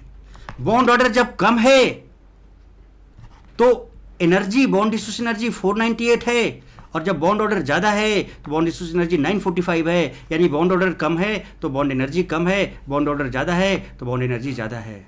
आप किसी का भी कंपैरिजन करो, देखो बॉन्ड ऑर्डर कम है तो बॉन्ड एनर्जी कम है, बॉन्ड ऑर्डर ज़्यादा है तो देखो बॉन्ड एनर्जी ज़्यादा है, बॉन्ड ऑर्डर कम है तो बॉन्ड लेंथ 142 है, ज़्यादा है, बॉन्ड ऑर्डर ज़्यादा है तो बॉन्ड लेंथ 110 है, कम है। तो मेरा बताओ, बॉन्ड ऑर्डर अगर ज़्यादा होगा तो बॉन्ड एनर्जी ज़्यादा होगा, बॉन्ड लेंथ सबसे कम होगा। देखो, तो जिसका बॉन्ड ऑर्डर सबसे ज़्यादा है उसका बॉन्ड एनर्जी सबसे ज़्यादा है, जिसका बॉन्ड ऑर्डर सबसे कम है उसका बॉन्ड एनर्जी सबसे कम है। मतलब बॉन्ड एनर्जी और बॉन्ड ऑर्डर में डायरेक्ट रिलेशन। और स्टेबिलिटी तो आपको पता है डायरेक्टली प्रोपोर्शनल। और बॉन्ड लेंथ, जिसका बॉन्ड ऑर्डर कम है उसका बॉन्ड लेंथ ज़्यादा है, जिसका बॉन्ड ऑर्डर ज़्यादा है उसका बॉन्ड लेंथ कम है, तो इनवर्स रिलेशन। बोलो बेटे, कहानी क्लियर हो गई कि नहीं? सो दिस इज एक्सपेरिमेंटल एविडेंस, ये पूरा डेटा के साथ आप देख सकते हो। सो नाउ अब आप एग्री कर सकते हो ना बेटा इस फॉर्मेट को देखकर कि भैया ये फॉर्मेट एकदम सही जा रहा है। चलिए, तो ये फॉर्मेट आपको क्लियर हो गया। अब नोट क्या है? नोट ये है कि बेटा बॉन्ड ऑर्डर ऑफ 2 मॉलिक्यूल्स, अभी मैंने बताया कि अगर बॉन्ड ऑर्डर 2 मॉलिक्यूल से आयंस का सेम आ जाता है, then that molecule or ion will be more stable having less number of electrons in anti bonding molecular orbital। तो अगर कभी भी बॉन्ड ऑर्डर सेम आ जाए तो जिसमें एंटी बॉन्डिंग या Na का वैल्यू कम होगा उसका स्टेबिलिटी ज्यादा होगा। स्टेबिलिटी और एंटी बॉन्डिंग इलेक्ट्रॉन से बेटा क्या रिलेशन है? इनवर्स रिलेशन है। ये मैं आपको पहले भी बता चुका हूं, है ना। इसका कुछ एप्लीकेशन भी आपको दिखाते हैं, तब आप ज़्यादा इंजॉय करोगे इस चीज़ पर, है ना, आपको ज़्यादा मजा आएगी। चलो एक एग्जांपल लेते हैं। Right stability order of H2 plus and H2 minus. देखिएगा जरा ध्यान से गौर फरमाइएगा बेटे। H2 में 2 इलेक्ट्रॉन है, हम बाबा लगा रहे हैं, ठीक है। तो देखो 2 इलेक्ट्रॉन है 2 0, तो bonding 2 anti bonding 0, bonding 2 anti bonding 0, तो 1/2 2 - 0, इसका बॉन्ड ऑर्डर 1 आ गया। चलिए H2 प्लस, अब यहाँ पे 2 इलेक्ट्रॉन थे H2 में और प्लस आ गया, 1 इलेक्ट्रॉन चला गया, मतलब 1 इलेक्ट्रॉन बचा। तो बा लगाना होता है, बट यहीं पर काम हो गया, बा से ही काम हो जा रहा है। तो यहाँ पर बॉन्डिंग में 1 है, एंटी बॉन्डिंग में 0 है, 1 1 0। ये फिल कर पाओगे ना बेटा? समझ रहे हो ना?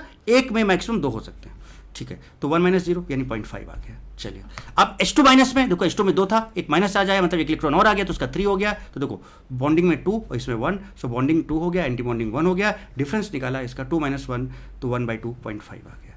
चलिए अब चूंकि H2 का बॉन्ड ऑर्डर बेटा सबसे कम है, देख रहे हो, सॉरी H2 का बॉन्ड ऑर्डर सबसे ज्यादा, देखो इन दोनों को 0.5 है, तो अगर इसका बॉन्ड ऑर्डर सबसे ज्यादा है बेटा तो इसका स्टेबिलिटी भी सबसे ज्यादा होगा, तो स्टेबिलिटी H2 का सबसे ज्यादा होगा बिकॉज इस बॉन्ड ऑर्डर इज 1। आप सुना जरा ध्यान से। अब अगर हम बात करें इन दोनों, तो इन दोनों का बॉन्ड ऑर्डर सेम आ गया। तो मैंने आपको अभी क्या बताया था कि अगर बॉन्ड ऑर्डर सेम आ जाए, अगर बॉन्ड ऑर्डर सेम आ जाए then check only antibonding electrons. तो आप बेटा बताओ एंटी बॉन्डिंग इलेक्ट्रॉन्स चेक करो, यहां पर 0 है, यहां पर 1 है। इसमें जो एंटी बॉन्डिंग इलेक्ट्रॉन है किसमें? H2 प्लस में बेटा, उसमें कम है, और H2 माइनस में एंटी बॉन्डिंग इलेक्ट्रॉन ज़्यादा है। तो एंटी बॉन्डिंग इलेक्ट्रॉन अगर ज़्यादा है तो स्टेबिलिटी कम होगा, तो H2 माइनस में एंटी बॉन्डिंग इलेक्ट्रॉन ज़्यादा है तो इसका स्टेबिलिटी कम हो जाएगा। इसमें एंटी बॉन्डिंग इलेक्ट्रॉन कम है तो इसका स्टेबिलिटी ज़्यादा हो जाएगा। तो H2 प्लस और H2 माइनस में H2 plus is more stable. तो देखो H2 प्लस H2 माइनस, ये लीजिए जनाब, ये लीजिए जनाब। अगले क्वेश्चन की तरफ बढ़ते हैं, नेक्स्ट क्वेश्चन की तरफ। Right, increasing order of bond distribution energy of the following H2 Li2 B2। H2 करेगा बॉन्ड ऑर्डर निकालो तो इसका भी 1 आएगा। आप निकालोगे ना बेटा, ये देखो यहाँ पे मैंने निकाल रखा है, इसका भी 1 आएगा, इसका भी 1 आएगा। एक्चुअली होता क्या बेटा, H2 बहुत छोटा होता है। जब ये छोटा होता है ना, तो इसकी ओवरलैपिंग बहुत अच्छी होती है। बॉन्ड ऑर्डर सेम आ गया ना, तो अब देखो कॉन्सेप्ट थोड़ा सा समझने की कोशिश करना। तो इसका क्या है ना बेटा कि बॉन्ड लेंथ बहुत छोटी हो जाएगी, और बॉन्ड लेंथ बहुत छोटी होने से इसका स्टेबिलिटी काफ़ी बढ़ जाता है। चूंकि ये बॉन्ड ऑर्डर सेम आ जा रहा है इसलिए ये एक्सप्लेनेशन आपको दे रहे हैं, अदरवाइज आप डिफरेंट बॉन्ड ऑर्डर से एकदम डिफाइन कर सकते हो। तो क्या है ना कि here bond order is same, तो here H2 is smallest in size, so bond length will be very less and bond distribution energy will be more with respect to this। तो इसलिए H2 यहाँ पर सबसे ज़्यादा स्टेबल होगा। अब बात आती है यहाँ पर Li2 और B2 की, तो इसका भी बॉन्ड ऑर्डर 1 है, इसका भी बॉन्ड ऑर्डर 1 है, राइट। जब हमने Li2 की बात की तो उसमें 6 इलेक्ट्रॉन थे बेटे। तो जब आपने 6 इलेक्ट्रॉन देखा था यहाँ पर, तो बेटा जब इसको फिल किया था तो देखो 2 2 2 था। तो यहाँ पर एंटी बॉन्डिंग इलेक्ट्रॉन्स 2 थे, यहाँ पे एंटी बॉन्डिंग इलेक्ट्रॉन्स 4 थे। तो अकॉर्डिंग टू, तो इसका मतलब इसमें एंटी बॉन्डिंग इलेक्ट्रॉन्स ज़्यादा हैं बेटे, तो ये जो है आपका क्या होना चाहिए? लेस स्टेबल होना चाहिए। बट बेटा एक्सपेरिमेंटल डेटा यहाँ पर क्या बोलता है कि यहाँ पर जो bond dissociation energy of B2 है वो Li2 से ज़्यादा होता है, इसलिए इसको थोड़ा सा ध्यान रखना है, आप स्टार लगा लेना, बाकी आपको कहीं पर दिक्कत नहीं आएगी। तो एक्चुअली में जहाँ पर दिक्कत हो सकती है बेटा उस चीज़ को भी आपको ध्यान रखना है, उस चीज़ को भी आप ध्यान रखना है। So this will B stability order, और आपको इस तरह की दिक्कतें नहीं आने वाली हैं, ठीक है। चलिए अब इसकी बात करते हैं N2 plus N2 minus N2 2 minus. अब अगर आप यहाँ से ध्यान से देखो बेटा तो इसमें 14 इलेक्ट्रॉन है, प्लस हो गया तो एक कम हो गया 13, माइनस हो गया तो 14 से एक ज़्यादा हो गया 15, -2 हो गया तो 14 से 2 ज़्यादा हो गया 16। अब बेटा बॉन्ड ऑर्डर आप निकालोगे ना बा लगा के सबका, तो इसका 3 आएगा, इसका 2.5 आएगा, इसका 2.5 आएगा, इसका 2 आएगा। अच्छा बताओ इन सब में सबसे ज़्यादा बॉन्ड ऑर्डर किसका? N2 का है, तो N2 सबसे पहले आ गया। देखो N2 सबसे पहले आ गया। सबसे कम बॉन्ड ऑर्डर किसका? N2-2 का है, तो ये सबसे लास्ट में चला गया। अब इन दोनों का बॉन्ड ऑर्डर सेम आ गया, तो हमें इन दोनों को अब चेक करना होगा। चेक करो जरा सा। तो N2 प्लस में 13 है, 13, तो देखो बा लगाओ, बा 2 2 2 2 6 नहीं 2 2 4 2 6 2 8 और 5 13। तो बॉन्डिंग में यहां पर कितने? 2 2 4। अब चूंकि बॉन्ड ऑर्डर दोनों का सेम आया है तो बेटा एक काम करो, या फिर चलो निकाल ही लेते हैं एक बार। बॉन्डिंग आपका कितना है? 4 और 5 9, और एंटी बॉन्डिंग आपका कितना है? 2 और 2 4। सो 1/2 9 - 4 5/2 2.5 आ गया। सिमिलरली N2 माइनस का बात करें, ये 14 है, तो देखो बा लगाओ, तो 2 2 2 2 और 6 14 हो गया, और 1 15। तो बॉन्डिंग आपका 6 2 2 10 हो गया। एंटी बॉन्डिंग आपका 2 2 1 5 हो गया, ये भी 2.5, ये भी 2.5। बट अब यहां पर एंटी बॉन्डिंग 4 है, यहां पर एंटी बॉन्डिंग 5 है, एकदम लगेगा बेटा। तो एंटी बॉन्डिंग चूंकि यहां पर ज्यादा हो गया N2 माइनस में, इसलिए अनस्टेबल हो गया इन दोनों। तो इन दोनों में इसमें एंटी बॉन्डिंग ज्यादा हो जा रहा है, इसलिए अनस्टेबल हो जा रहा है। इसमें एंटी बॉन्डिंग कम है, इसलिए ज्यादा स्टेबल है। तो N2 माइनस और N2 प्लस में पहले कौन आएगा? N2 प्लस आएगा। सो देखो N2 ये तो सब हो गया, N2 प्लस पहले आया, उसके बाद N2 माइनस आया। देख लीजिए जनाब, देख लीजिए जनाब। सिमिलरली बेटा आप ये काम कर लोगे, H2O2 B2 का सेम तरह का एग्जांपल है, कर लोगे ना? कैसे कैसे करना है बेटा? बॉन्डिंग एंटी बॉन्डिंग कर लोगे, आई थिंक कोई दिक्कत नहीं होगी। आगे बढ़ते हैं अब बात करते हैं diamagnetic paramagnetic nature of molecules. अभी मैंने बताया था कैसे करना है। क्या बताया था कि अगर ऑड है तो आप आंख बंद करके बोल देना कि पैरामैग्नेटिक है, odd number of electrons paramagnetic. और अगर इवन है तो पारा भी हो सकता है, डाई भी हो सकता है। उसमें एक एक्सटर्नल केस था ऑक्सीजन लिक्विड का, जिसमें 16 होने के बाद, इवन होने के बाद भी वो क्या था? आपका पैरामैग्नेटिक था। उसमें 2 नंबर ऑफ अनपेयर्ड इलेक्ट्रॉन्स आए थे। और अगर फिर भी आप पूरा डिटेल में जाना चाहते हो तो आप 21-21 का कॉन्सेप्ट लगाओ, है ना, माइंड में उसका मैप बनाओ और फटाफट फिल करके देखो किसमें कितने अनपेयर्ड हैं। उससे एक फायदा पता है, अगर आप वो आदत डालोगे बेटा तो उससे एक फायदा ये होगा कि अगर आपसे मैग्नेटिक मोमेंट पूछा चला गया, जैसे कि देखो यहाँ पर तो ठीक है, अब आपको D&F ब्लॉक पढ़ोगे, कोऑर्डिनेशन केमिस्ट्री पढ़ोगे, तो बेटा नंबर ऑफ अनपेयर्ड इलेक्ट्रॉन्स बहुत जगह निकालने पड़ते हैं। So this will be the better concept to find the number of unpaired electrons. आप बता सकते हो पारा, डाया, ये सारी चीजें। ओके, तो पारा क्या है, डाया क्या है बेटा, ये आपको पहले ही बता चुका हूँ। Attracted by magnetic field, paramagnetic, having unpaired electrons in molecular orbitals. Formula मैंने आपको पहले बता दिया था, √Nn+2 बोस मैग्नेट्रॉन, ठीक है ना, ये रिलेशन बता दिया था। डायमैग्नेटिक क्या होता है? Repelled by magnetic field, having paired electron, no unpaired electrons, कोई अनपेयर्ड इलेक्ट्रॉन्स इनके पास नहीं होता है। फिर वही तरीका भी बता दिया था मैंने कि अगर total number of electrons odd है ऑलवेज पैरामैग्नेटिक, और अगर इवन है देन मे बी पैरा और डाया। अगर इवन है तो डाया होगा, जनरली डाया होगा, मे भी दोनों हो सकते हैं, बट जनरली इवन में क्या होता है? डाया होता है। अगर ऑक्सीजन आ गया तो उसके में पारा होगा। या फिर यूज करो आप ये कॉन्सेप्ट, बा का कॉन्सेप्ट, पैरा और डाई, कॉन्फिगरेशन फिल करके इलेक्ट्रॉन्स आप निकाल लो, 21-21 12-21 का कॉन्सेप्ट लगाओ, सिंपल। इससे आपका नंबर ऑफ अनपेयर्ड इलेक्ट्रॉन्स निकालने की प्रैक्टिस भी अच्छी बढ़ जाएगी। फॉर एग्जाम्पल आगे अगर हम बात करें तो अगर हम आगे बात करें तो अब जरा देखो, चेक करो बेटे, थोड़ा सा ध्यान से देखिएगा, आप जरा ध्यान से गौर फरमाइएगा जनाब, फटाफट देखते जाए। H2 2 इलेक्ट्रॉन, इवन ऑड लिखते जाना, है ना, या सीधे देखते जाओ ना, नंबर देख के तो पता पाएंगे ना। देखो इवन है डाया, H2 + 1 इलेक्ट्रॉन, ऑड है पारा, N2 - 15 ऑड पारा, N2 + 13 ऑड पारा, Li2 6 even dia, Li2 2 Li2 + 5 electron पारा, O2 16 बट दिस इज पारा नॉट डाया। अभी बताया O2 + 15 ऑड है पारा, O2 + 2 14 इलेक्ट्रॉन, है ना, कैसे 14? 8 × 2 16 और +2 है तो माइनस, जितना प्लस चार्ज उतना माइनस कर दिया करो total sum of atomic number में, और जितना माइनस है उतना सम ऑफ एटॉमिक नंबर में प्लस कर दिया करो, क्योंकि प्लस चार्ज कब आया होगा? जब इलेक्ट्रॉन गया होगा। माइनस कब आया होगा? जब इलेक्ट्रॉन लिया होगा। तो जब कोई भी माइनस हो तो उसमें इलेक्ट्रॉन ऐड कर दिया करो, जब कोई प्लस चार्ज हो तो उतने इलेक्ट्रॉन वहाँ से निकाल दिया करो। तो 16 में से 2 निकाला, 14 even dia, 14 even dia, 3 odd para, 3 odd para, 14 8 + 7 sorry 6 + 8 14 even dia, Cn - 14 even dia, 10 even dia, 12 even dia, 11 odd para, 18 even dia. बेटा कहानी समझ में आ रही है क्या? कहानी समझ में आ रही है क्या? आगे देखें। Right, dia and paramagnetic nature of Na2O2 O3 N2O KO2। अब सुन दे, Na2O2 का मतलब बेटा पेरोक्साइड है, मतलब ये O2 2- है, और O2 2- का मतलब बेटे क्या हुआ? 16 + 2 18 इलेक्ट्रॉन। ओजोन है आपका 24 इलेक्ट्रॉन। N2O का मतलब बेटा क्या है?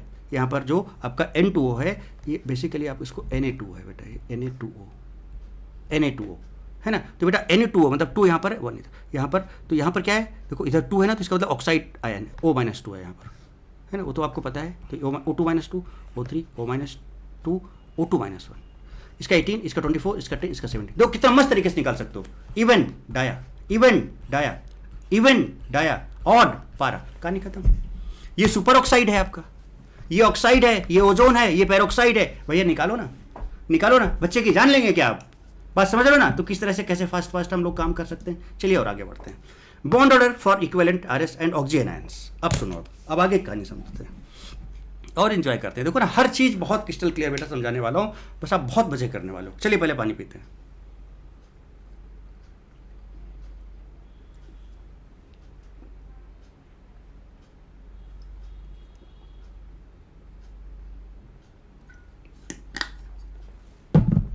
देखिए, सो bond order for equivalent RS and oxygen ions. Oxygen ions तो पता है ना, जिनके पास बेटा नॉन मेटल्स होते हैं, ऑक्सीजन होता है, ठीक है। और ऑक्सी एसिड्स क्या होते हैं, इनके पास हाइड्रोजन होता है, नॉन मेटल्स होते हैं और ऑक्सीजन होता है। वो ऑक्सी एसिड्स होते हैं और ऑक्सीजन आयंस में H+ रिप्लेस कर देते तो ऑक्सीजन एंड नॉन मेटल, है ना। चलिए देखिए तो अब इसकी कहानी शुरू किया जाए बेटे। देखिए जरा सा क्या है, ये फॉर्मूला मैंने आपको बता ही दिया था कि bond order for resonating structures for equivalent RS only, जो हम फॉर्मूला बताने जा रहे हैं, we can calculate the exact bond order of equivalent RS only. अगर हमें बॉन्ड ऑर्डर निकालना है तो एग्जैक्ट बॉन्ड ऑर्डर अगर हमें निकालना है तो हम बेटा इक्विवेलेंट आरएस का ही निकाल सकते हैं। अगर नॉन इक्विवेलेंट आरएस है तो बेटा उसका हम इक्विवेलेंट आरएस, नॉन इक्विवेलेंट अगर आरएस है तो उसका हम एग्जैक्ट वैल्यू नहीं निकाल सकते, उसका हम रेंज बता सकते हैं कि कहाँ से कहाँ तक होगा, बट एग्जैक्ट वैल्यू हम नॉन इक्विवेलेंट आरएस का, बॉन्ड ऑर्डर का हम नहीं बता सकते। ये चीज़ हम आप बताएंगे, ठीक है। सो बॉन्ड ऑर्डर का फॉर्मूला क्या होगा बताया था, number of bonds under resonance area divided by total resonating structure. इसका फॉर्मूला भी मैंने बता दिया था, sigma plus pi by sigma is equal to 1 plus pi by sigma. Simple. चलो पहले ये वाला फॉर्मूला लगा के फटाफट काम करते हैं, उसके बाद फिर आगे चीज़ आपको और दिखाते हैं। देखिए जैसे कार्बोनेट आयन है, कार्बोनेट आयन।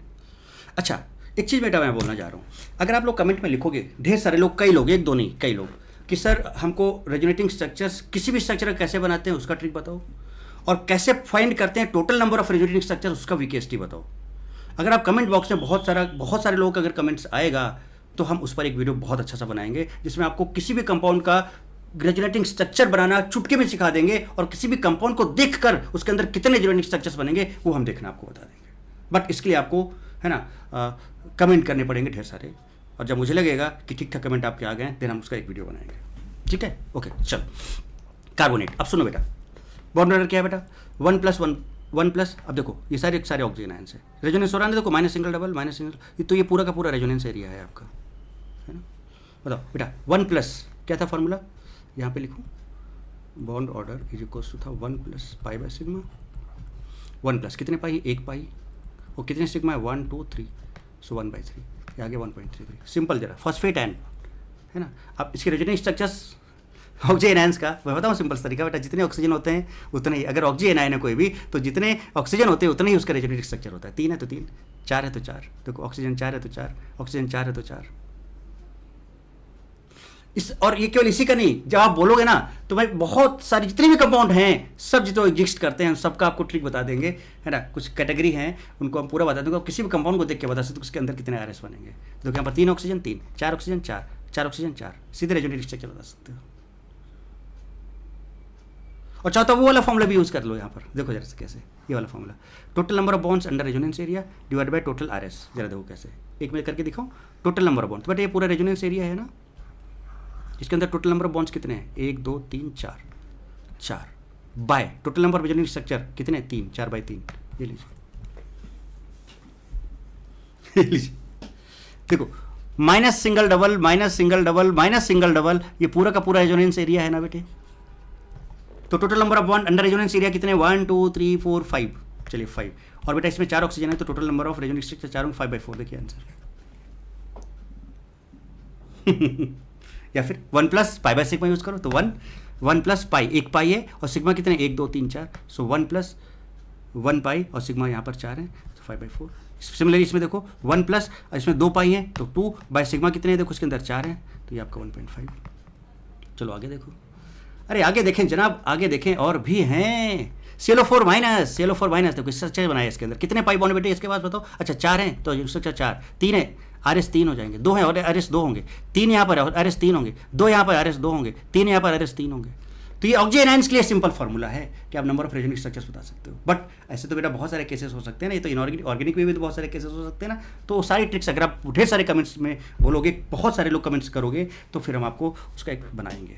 ठीक है, चलिए अब बेटा 1 plus pi by sigma use करते हैं। तो 1 प्लस कितने पाई है? 1 2 3 पाई, 3 पाई और 1 सिग्मा कितने बेटा? 1 2 3 4, तो 1 प्लस 3/4 ये आ गया आपका। या फिर क्या करें बताओ बेटा? Minus single double, minus single double, minus single double, पूरा रेजोनेंस हो रहा है। तो number of bonds under resonance area कितने? 1 2 3 4 5 6 7 7 बाई रेजोनेंस स्ट्रक्चर कितने? 4, लो 7/4 आंसर। फिर भी तो चलो ऐसे करके बेटा अब इन सारे केसेस में ये काम कर लोगे। आई थिंक अब आपको समझाने की जरूरत नहीं, ये सब के बॉन्ड ऑर्डर यहाँ से आप फाइंड कर लोगे, हो जाएंगे बेटे। तरीका समझ गए आप कैसे करना है? चलिए ये हो गया, तो क्या आप आगे बढ़ें? देखिए, सो bond order for oxy anions if structure of molecule is not known. अब देखो यहाँ पर देखो दिक्कत, यहाँ पर आप ये काम कब कर पा रहे थे? आप सिग्मा पाई बेटा कब बता पा रहे हो? ये सिग्मा पाई बताने के लिए आपको कंपाउंड का स्ट्रक्चर चाहिए ना बेटा। तो अगर स्ट्रक्चर पता है तब तो आप ये काम कर लोगे बेटा। लेकिन अगर स्ट्रक्चर ही नहीं पता है, जैसे इस केस में भी, आप सिग्मा पाई बेटा कब बता पा रहे हो? या number of bonds under resonance area कब काउंट कर पा रहे हो? जब आपको स्ट्रक्चर पता है। लेकिन अगर स्ट्रक्चर ही नहीं पता है तो आप कैसे करोगे? तो उसके लिए भी एक तरीका है, चलो वो भी देखते हैं, चीज़ों को और भी आसान करते हैं। समझ रहे हो कितना गर्दा चीज़ आपके सामने आ रहा है? एकदम मस्त और ज़बरदस्त चीज़ें आपके सामने मैं रख रहा हूँ बेटे, जरा देखिए आप। सो अब इस चीज़ को समझने की कोशिश करते हैं, क्या है जरा गौर फरमाइएगा जनाब। सो bond order for oxy anions if structure of molecule is not known, नहीं पता है तो क्या करें? सो इन दैट केस जरा देखिए क्या होगा। कहाँ पहुँच गए हम? हाँ यहाँ देखो, ये देखो। So but if structure of RS of compound is not known then we can use the formula of bond order. कैसे निकालें उसका बॉन्ड ऑर्डर? तो उसका सिंपल सा फॉर्मूला जरा देखिए, और this rule is very very useful for oxy acids या ऑक्जी एनायंस। तो यहाँ पर होता है वैलेंसी ऑफ सराउंडिंग एटम्स। जैसे कि सुनो एग्जांपल बताता हूँ, एक जैसे कि देखो CO3 2-, आपको पता है बेटा ये सेंट्रल एटम होता है, उसके साथ जो लगे होते हैं वो आपके सराउंडिंग एटम्स होते हैं।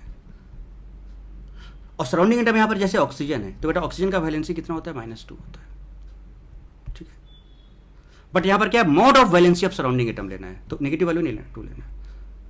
ऐसे ही नाइट्रोजन अगर कहीं पे आ गया तो नाइट्रोजन का वैलेंसी बेटा कितना होता है? -3 होता है, तो इसका मोड ले लोगे -3 का, तो 3।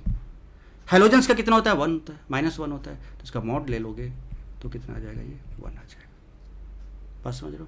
तो सेंट्रल एटम है और सराउंडिंग एटम है। आप सुनना जरा सा। सो फॉर्मूला क्या है? Valency of surrounding atoms plus charge on radical, यहाँ पर जो चार्ज है लाइक यहाँ पे -2 है, सीधे चार्ज एकदम डालो, कोई मैग्नीट्यूड नहीं, and total number of surrounding atoms. कितने सराउंडिंग एटम्स यहाँ पर? 3 है। जैसे इसी के लिए आपको मैं करके दिखाऊं, देखो चलो देखो जरा सा, देखना इसका बॉन्ड ऑर्डर कैसे आएगा। उसका देखो कोई स्ट्रक्चर जरूरत नहीं, कोई स्ट्रक्चर जरूरत नहीं। देखो वैलेंसी ऑफ सराउंडिंग ऑक्सीजन है, तो इसका वैलेंसी कितना है? -2 होता है, लेकिन आप सीधे मॉड लोगे तो 2 ले लो और यहाँ पे प्लस लगाओ, देखो लग गया प्लस। चार्ज ऑन रेडिकल कितना? -2 है, -2 लिख लिया, divided by total number of surrounding atoms. तो बेटा सराउंडिंग एटम्स टोटल कितने हैं इसके अंदर? 3 है, तो बेटा ये आएगा 2 - 2/3, तो आ जाएगा 6 - 2 यानी 4/3। चलो यहाँ से अभी आपने स्ट्रक्चर से भी निकाला था, जरा वहाँ से भी निकालो। बॉन्ड ऑर्डर का फॉर्मूला क्या था? 1 + π/σ। सो 1 + π 1 था, सिग्मा 3 थे, तो ये आपका 4/3। अरे भाई साहब ये तो गर्दा हो गया, तो गर्दा हो गया, गर्दा।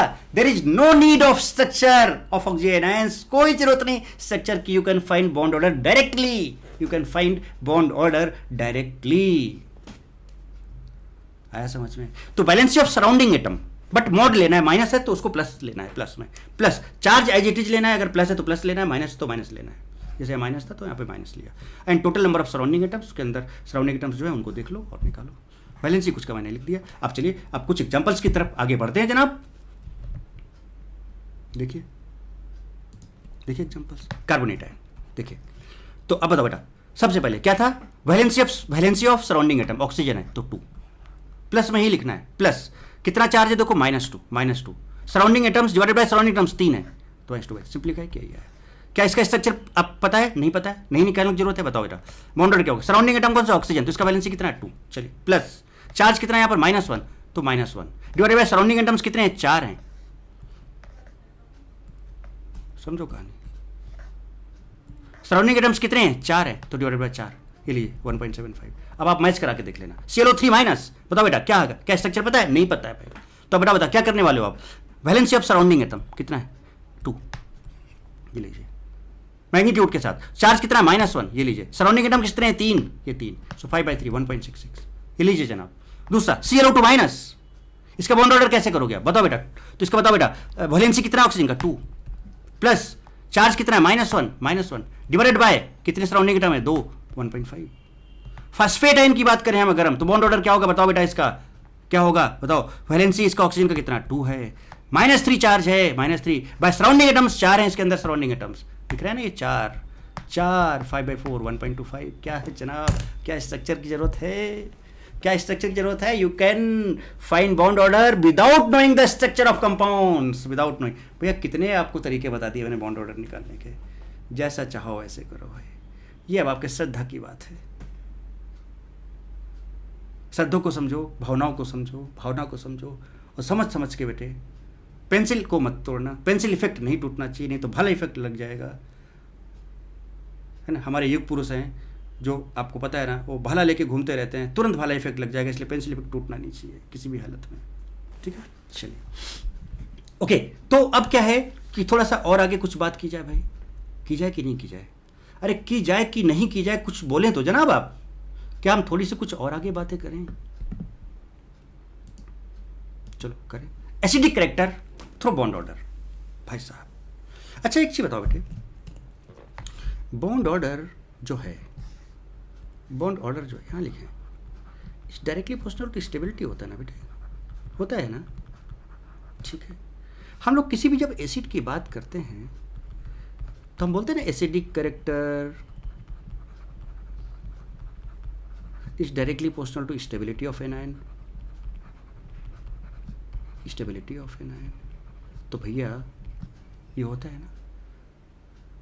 तो अभी आपने bond order of oxy anion निकालना सीखा है कि नहीं सीखा है, स्टेबिलिटी ऑफ एनायन या फिर स्टेबिलिटी ऑफ कॉन्जुगेट बेस की बात करते हो, जितना ज़्यादा एनायन स्टेबल होगा उतना ही ज़्यादा एसिडिक कैरेक्टर होगा। और स्टेबिलिटी और बॉन्ड ऑर्डर में क्या रिलेशन है, डायरेक्ट रिलेशन। अरे भाई साहब, यानी कि bond order is direct proportional to acidic character. ओहो, bond order is directly proportional to acidic character, क्योंकि acidic character is directly proportional to stability of anion and bond order is directly proportional to stability. तो भैया acidic और stability में direct relation है, तो bond order और acidic में direct relation आ गया। और अभी आपने बॉन्ड ऑर्डर ऑक्सी एनायंस का निकालना सीखा है, तो बेटा अगर हम इनकी stability through bond order decide कर दें तो उनका एसिडिक कैरेक्टर भी तो आप निकाल पाओगे ना। कहानी समझे क्या, देखो जरा से। So acidic character is directly proportional to stability of anion. So acidic character is directly proportional to bond order of anion of acid or conjugate base, because bond order is directly proportional to stability of anion। ये stability अभी देखा आपने। जैसे कि अब inorganic में IOC में बहुत सारे कॉन्सेप्ट यूज करते हैं कि भैया ऑक्सीडेशन नंबर निकालो, जिसका कम इसका ज़्यादा है। अभी ऑक्सीडेशन नंबर फेल हो जाता है अगर आप फास्फोरस के एसिड्स की बात करो, H3PO4 H3PO3 H3PO2, तो बेटा उसको आप बॉन्ड ऑर्डर से डिफाइन कर सकते हो। दिखाता हूँ आपको करके। चलिए ये बात तो आपको समझ में आती है, आती है ना बेटे। चलो अगर हम बात करें यहाँ पर H2SO4 H2SO3 की, कि भैया बताओ इनका एसिडिक कैरेक्टर क्या होगा, तो एसिडिक कैरेक्टर के लिए बेटा हमें इनका एनायन बनाना पड़ेगा। तो भैया इसका एनायन की स्टेबिलिटी देखनी होगी, तो इसका एनायन सल्फेट आयन है और इसका एनायन सल्फाइट आयन है। अब तो ये सल्फेट है बेटे और ये आपका सल्फाइट है। अब बेटा बॉन्ड ऑर्डर का फॉर्मूला क्या था बताओ।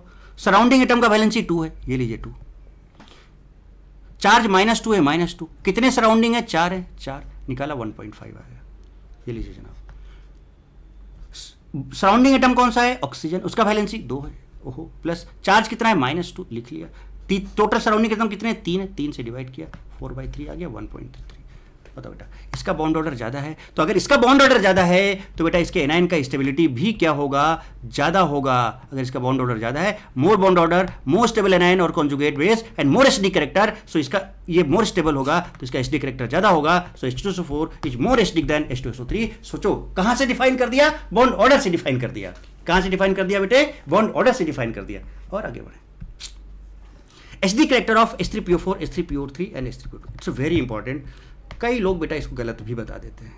क्या बताते हैं पता है, कि ये है H3PO4 और ये है H3PO3 और ये है H3PO2, है ना। इसमें ऑक्सीडेशन नंबर निकालोगे है ना, तो ये +5 आ जाएगा, बात समझ रहे हो बेटा। और ये आपका निकालोगे तो ये +3 आ जाएगा, ये निकालोगे तो +1 आ जाएगा। More the oxidation number, more the acidic character, so है ना, बोलते हैं ना acidic character for oxy acid directly proportional to oxidation number. तो भाई इसका ऑक्सीडेशन नंबर ज़्यादा है तो उसका एसिडिक करेक्टर ये हो जाएगा, जो कि पूरा का पूरा गलत है, रॉन्ग। तो एक्चुअली इसका एसिडिक करेक्टर बेटा 2 तरीके से डिफाइन किया जाता है। एक तो टॉटोमेरिज्म से डिफाइन किया जाता है, और दूसरा बॉन्ड ऑर्डर से भी आप डिफाइन कर सकते हो। तो अभी टॉटोमेरिज्म की बात हम नहीं करेंगे क्योंकि टॉटोमेरिज्म अभी आपको मैंने कराया नहीं है, सो बॉन्ड ऑर्डर की बात कर लेते हैं। चलिए देखिए, निकालिए।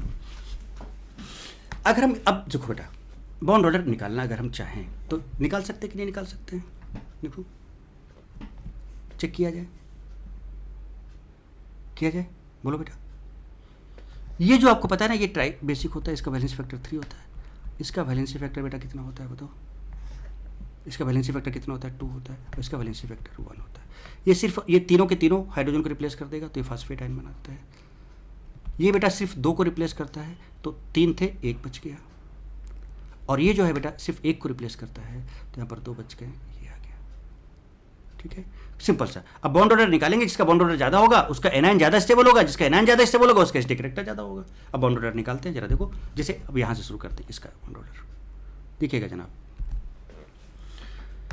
माइनस सिंगल डबल, यही तो आपका रेजोनेंस एरिया है। तो जहाँ पर रेजोनेंस एरिया है वहीं पर हम सिग्मा पाई की बात करते हैं। तो बॉन्ड ऑर्डर कितना हो जाएगा? 1 प्लस, अब बेटा इसके अंदर कितना पाई? 1 पाई बाय सिग्मा कितना है? 1 और 1 2, सो 1 + 1/2 1.5 आ गया। चलिए बहुत बढ़िया। HPO2- का बात करें अगर हम, तो देखो बेटा इसका स्ट्रक्चर बनाया तो ये देखो माइनस सिंगल डबल, ये हाइड्रोजन तो जा नहीं रहा है बेटा हाइड्रोजन, इसमें देखो सिंगल सिंगल है, सिंगल सिंगल सिंगल, तो ये तो जाने, इसको कट कर दो, ये वाला भी कट कर दो, नहीं जा रहा है, तो ये जा रहा है। तो ये रेजोनेंस एरिया हो गया आपका। तो बेटा बताओ इसमें कितने 1 प्लस कितने पाई हैं? 1 पाई है, 1, और कितने सिग्मा है? 1 2 3, 3 सिग्मा इसके अंदर है। तो 1 + 1/3 1.33। देखिएगा, गौर फरमाइएगा जनाब। 1.5 1.33, और जरा देखिए phosphate ion minus single double, तो 1 प्लस कितने पाई हैं? 1, और कितने सिग्मा है? 4, 1 + 1/4 1.25। अब बेटा बताओ, अगर आप यहाँ पर बॉन्ड ऑर्डर का अरेंजमेंट करो तो बॉन्ड ऑर्डर सबसे ज़्यादा किसका है यहाँ पर? क्या H2PO2- का ज़्यादा है? 1.5 है। फिर उससे जस्ट ज़्यादा किसका? HPO3- का है। फिर उससे ज़्यादा किसका? HPO4 3- का है। तो इसका मतलब ये सबसे, ये मोस्ट स्टेबल एनायन हो गया, मोस्ट स्टेबल एनायन हो गया। और बेटा ये आपका लीस्ट स्टेबल एनायन हो गया। कहानी समझ रहे हो? लीस्ट स्टेबल एनायन हो गया। अभी और भी बहुत कुछ बताना है आपको, देखते जाओ। लीस्ट स्टेबल एनायन हो गया, तो इसका मतलब इसका जो एसिड होगा that will be more acidic. H2PO2- कहाँ से बनाया था आपने? यहाँ से बनाया था, देख लीजिए आप। यहाँ से 2 निकाले थे तो ये बना था, यहाँ से 1 निकाला तो ये बना था, यहाँ से तीनों निकाल दिए तो ये बना था। तो बताओ बेटा आपने PO4 3- कहाँ से बनाया था? H3PO4 से बनाया था। तो एसिडिक करेक्टर का ऑर्डर लिख रहा हूँ, HPO3 HPO3- H3PO3। ओह भाई साहब, उसके बाद H2PO2- कहाँ से निकाला था? यहाँ से निकाला था, देखो H2PO2-, ये देखिए आप H3PO2। This is the order of acidic character. बताओ बेटे, कहानी उल्टी हो गई। ऊपर देखो, अगर आप ऑक्सीडेशन नंबर के बेसिस पे बात करते तो ये कहानी जाती, बट एक्चुअली इसका एसिडिक करेक्टर का ऑर्डर ये होता है बेटे, ये होता है। चलो और आगे, अभी यहाँ रुकना नहीं है, थकना नहीं है, आगे बढ़ते जाना है। जरा देखिए जनाब, अब यहाँ पर ClO4-, ClO3-, ClO2-, इसका बॉन्ड ऑर्डर निकालो आप, वही है ना। वैलेंस इसका 2 है, प्लस चार्ज -1 है, सराउंडिंग एटम 4 है, निकाला 1.75। सिमिलरली इसका निकालोगे 1.6, इसका निकालोगे 1.5। तो बॉन्ड ऑर्डर बेटा अगर आप देखो तो ClO4- का सबसे ज़्यादा है, उससे कम ClO3- का, उससे कम ClO2- का है। इसका मतलब इसका बना हुआ एसिड है ClO4, इसका स्टेबिलिटी एनायन का ज़्यादा होगा तो इसका एसिडिक करेक्टर भी ज़्यादा होगा। इसका जो एसिड होगा, इसका एसिड आपका HCl3 है, इसका एसिड HCl2 है। तो इस तरह से आप एसिडिक करेक्टर भी निकाल सकते हो using the concept of bond order. और देखो फास्फोरस के जो एसिड है उनका किस तरह से हमने, जो मिसकॉन्सेप्शन था, जो लोग रट्टा मारते कि भाई इसको रट लो, ये इसका ऑर्डर उल्टा होता है, ऑक्सीडेशन नंबर के बेसिस पे नहीं होता है। तो बेटा उसका प्रॉपर एक्सप्लेनेशन आपको कहाँ से मिला? थ्रू बॉन्ड ऑर्डर मिला। कहाँ मिला? थ्रू बॉन्ड ऑर्डर मिला। चलिए अब और थोड़ा सा आपको आगे चीज़ समझाते हैं, जरा देखिए क्या। Identification of single and double bond through bond order. कैसे हम चेक करेंगे भैया सिंगल बॉन्ड किसमें? तो आपको पता ना बेटा, बॉन्ड ऑर्डर हम निकालते हैं। अगर बॉन्ड ऑर्डर आपको पता ना 1 और 2 के बीच में आया, या जो भी है, अगर बॉन्ड ऑर्डर क्लोज टू 1 है तो भैया उसके अंदर सिंगल बॉन्ड ज़्यादा होंगे, सिंगल बॉन्ड कैरेक्टर ज़्यादा होगा। अगर बॉन्ड ऑर्डर क्लोज टू 2 है तो उसके अंदर डबल बॉन्ड ज़्यादा होंगे, डबल बॉन्ड कैरेक्टर ज़्यादा होगा। चलिए सीधे आगे बढ़ते हैं और बात करते हैं। जरा देखिए, जैसे how to check that in compound single और डबल बॉन्ड इज प्रेजेंट, ये भी आप चेक कर सकते हो। जैसे कि H3AsO4 है बेटे, H3AsO3 है, तो इसका एनाइन बनाया हमने, तो AsO4 3-, इसका AsO3 3-। बॉन्ड ऑर्डर निकाला तो बेटा सराउंडिंग ऑक्सीजन है तो 2 प्लस चार्ज -3, सराउंडिंग एटम्स कितने हैं, 4 हैं, 4, तो 1.25 आ गया।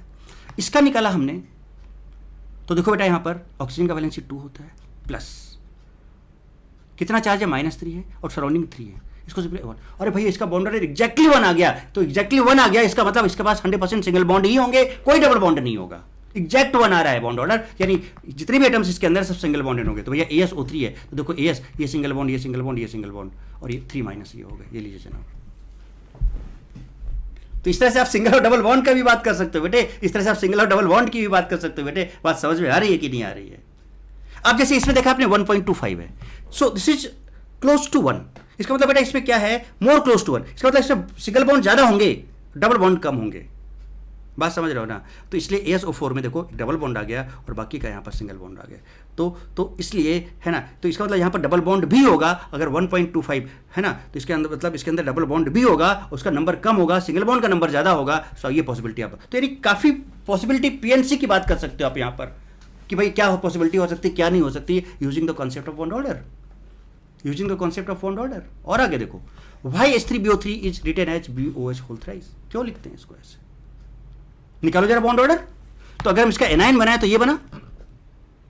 अब बताओ बॉन्ड ऑर्डर क्या हो गया इसका वैलेंसी 2 है, 2, चार्ज है -3, सराउंडिंग 3 है, तो यहां से निकाला 1। इसका मतलब कि भाई इससे जितने बॉन्ड जुड़े होंगे, बॉन्ड ऑर्डर एग्जैक्टली 1 आ गया, सिंगल बॉन्ड ही होंगे। तो ये देखो ये और यहां पर जब H लगाओगे तो बेटा देखो यहाँ पे OH, यहाँ पे OH, यहाँ OH, बेटा इसको BOH होल थ्राइस ही तो लिखोगे।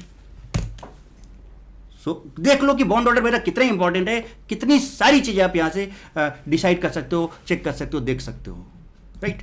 आगे देखो आप, अगर हमें बॉन्ड ऑर्डर ऑफ SiO4 4- का निकालना है तो भाई निकालो। बॉन्ड ऑर्डर क्या है देखो, स्ट्रक्चर नहीं पता है, बिना स्ट्रक्चर के देखो सारे काम हो रहे कि नहीं हो रहे बेटे।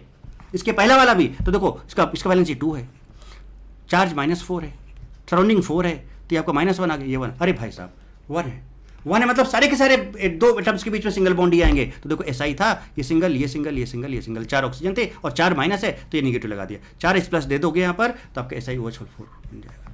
ये लो सिलिकॉन का एसिड हो गया।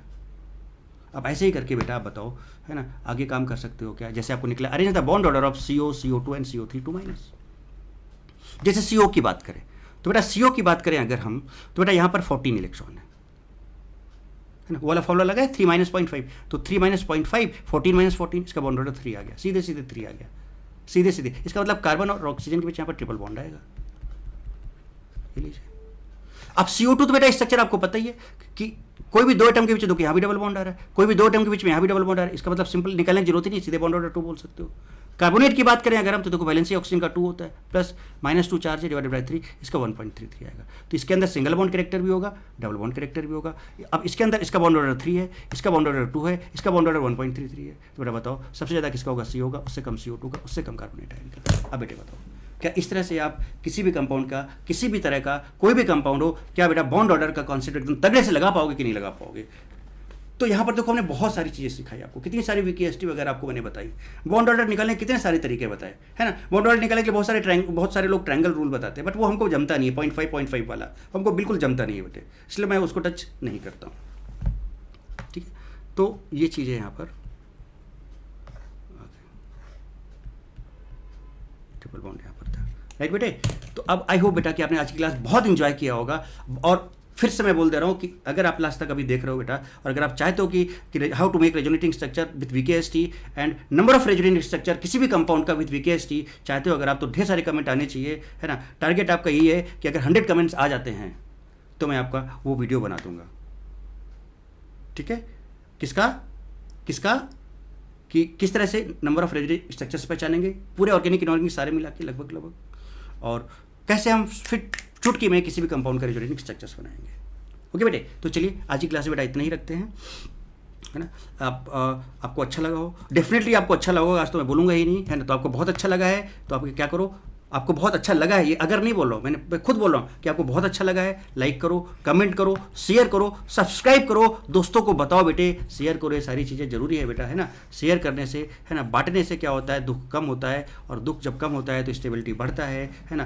क्योंकि चार्ज क्या होता है, एक दुख होता है, और अगर चार्ज ज़्यादा है तो दुख ज़्यादा है, और अगर दुख ज़्यादा है तो आपकी स्टेबिलिटी कम होगा, है ना। तो उस दुख को कैसे कम किया जा सकता है, किसी को दे दो, बांट दो, और बांट दो मतलब शेयर कर दो।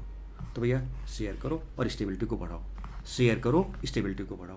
तो अगर आप ज़्यादा से ज़्यादा शेयर करते हो, इसका मतलब अपनी स्टेबिलिटी को आप क्या कर रहे हो, बढ़ा रहे हो। यहाँ पर भी देखो मैंने आपको केमिस्ट्री का लॉजिक बता दिया, समझ आती है।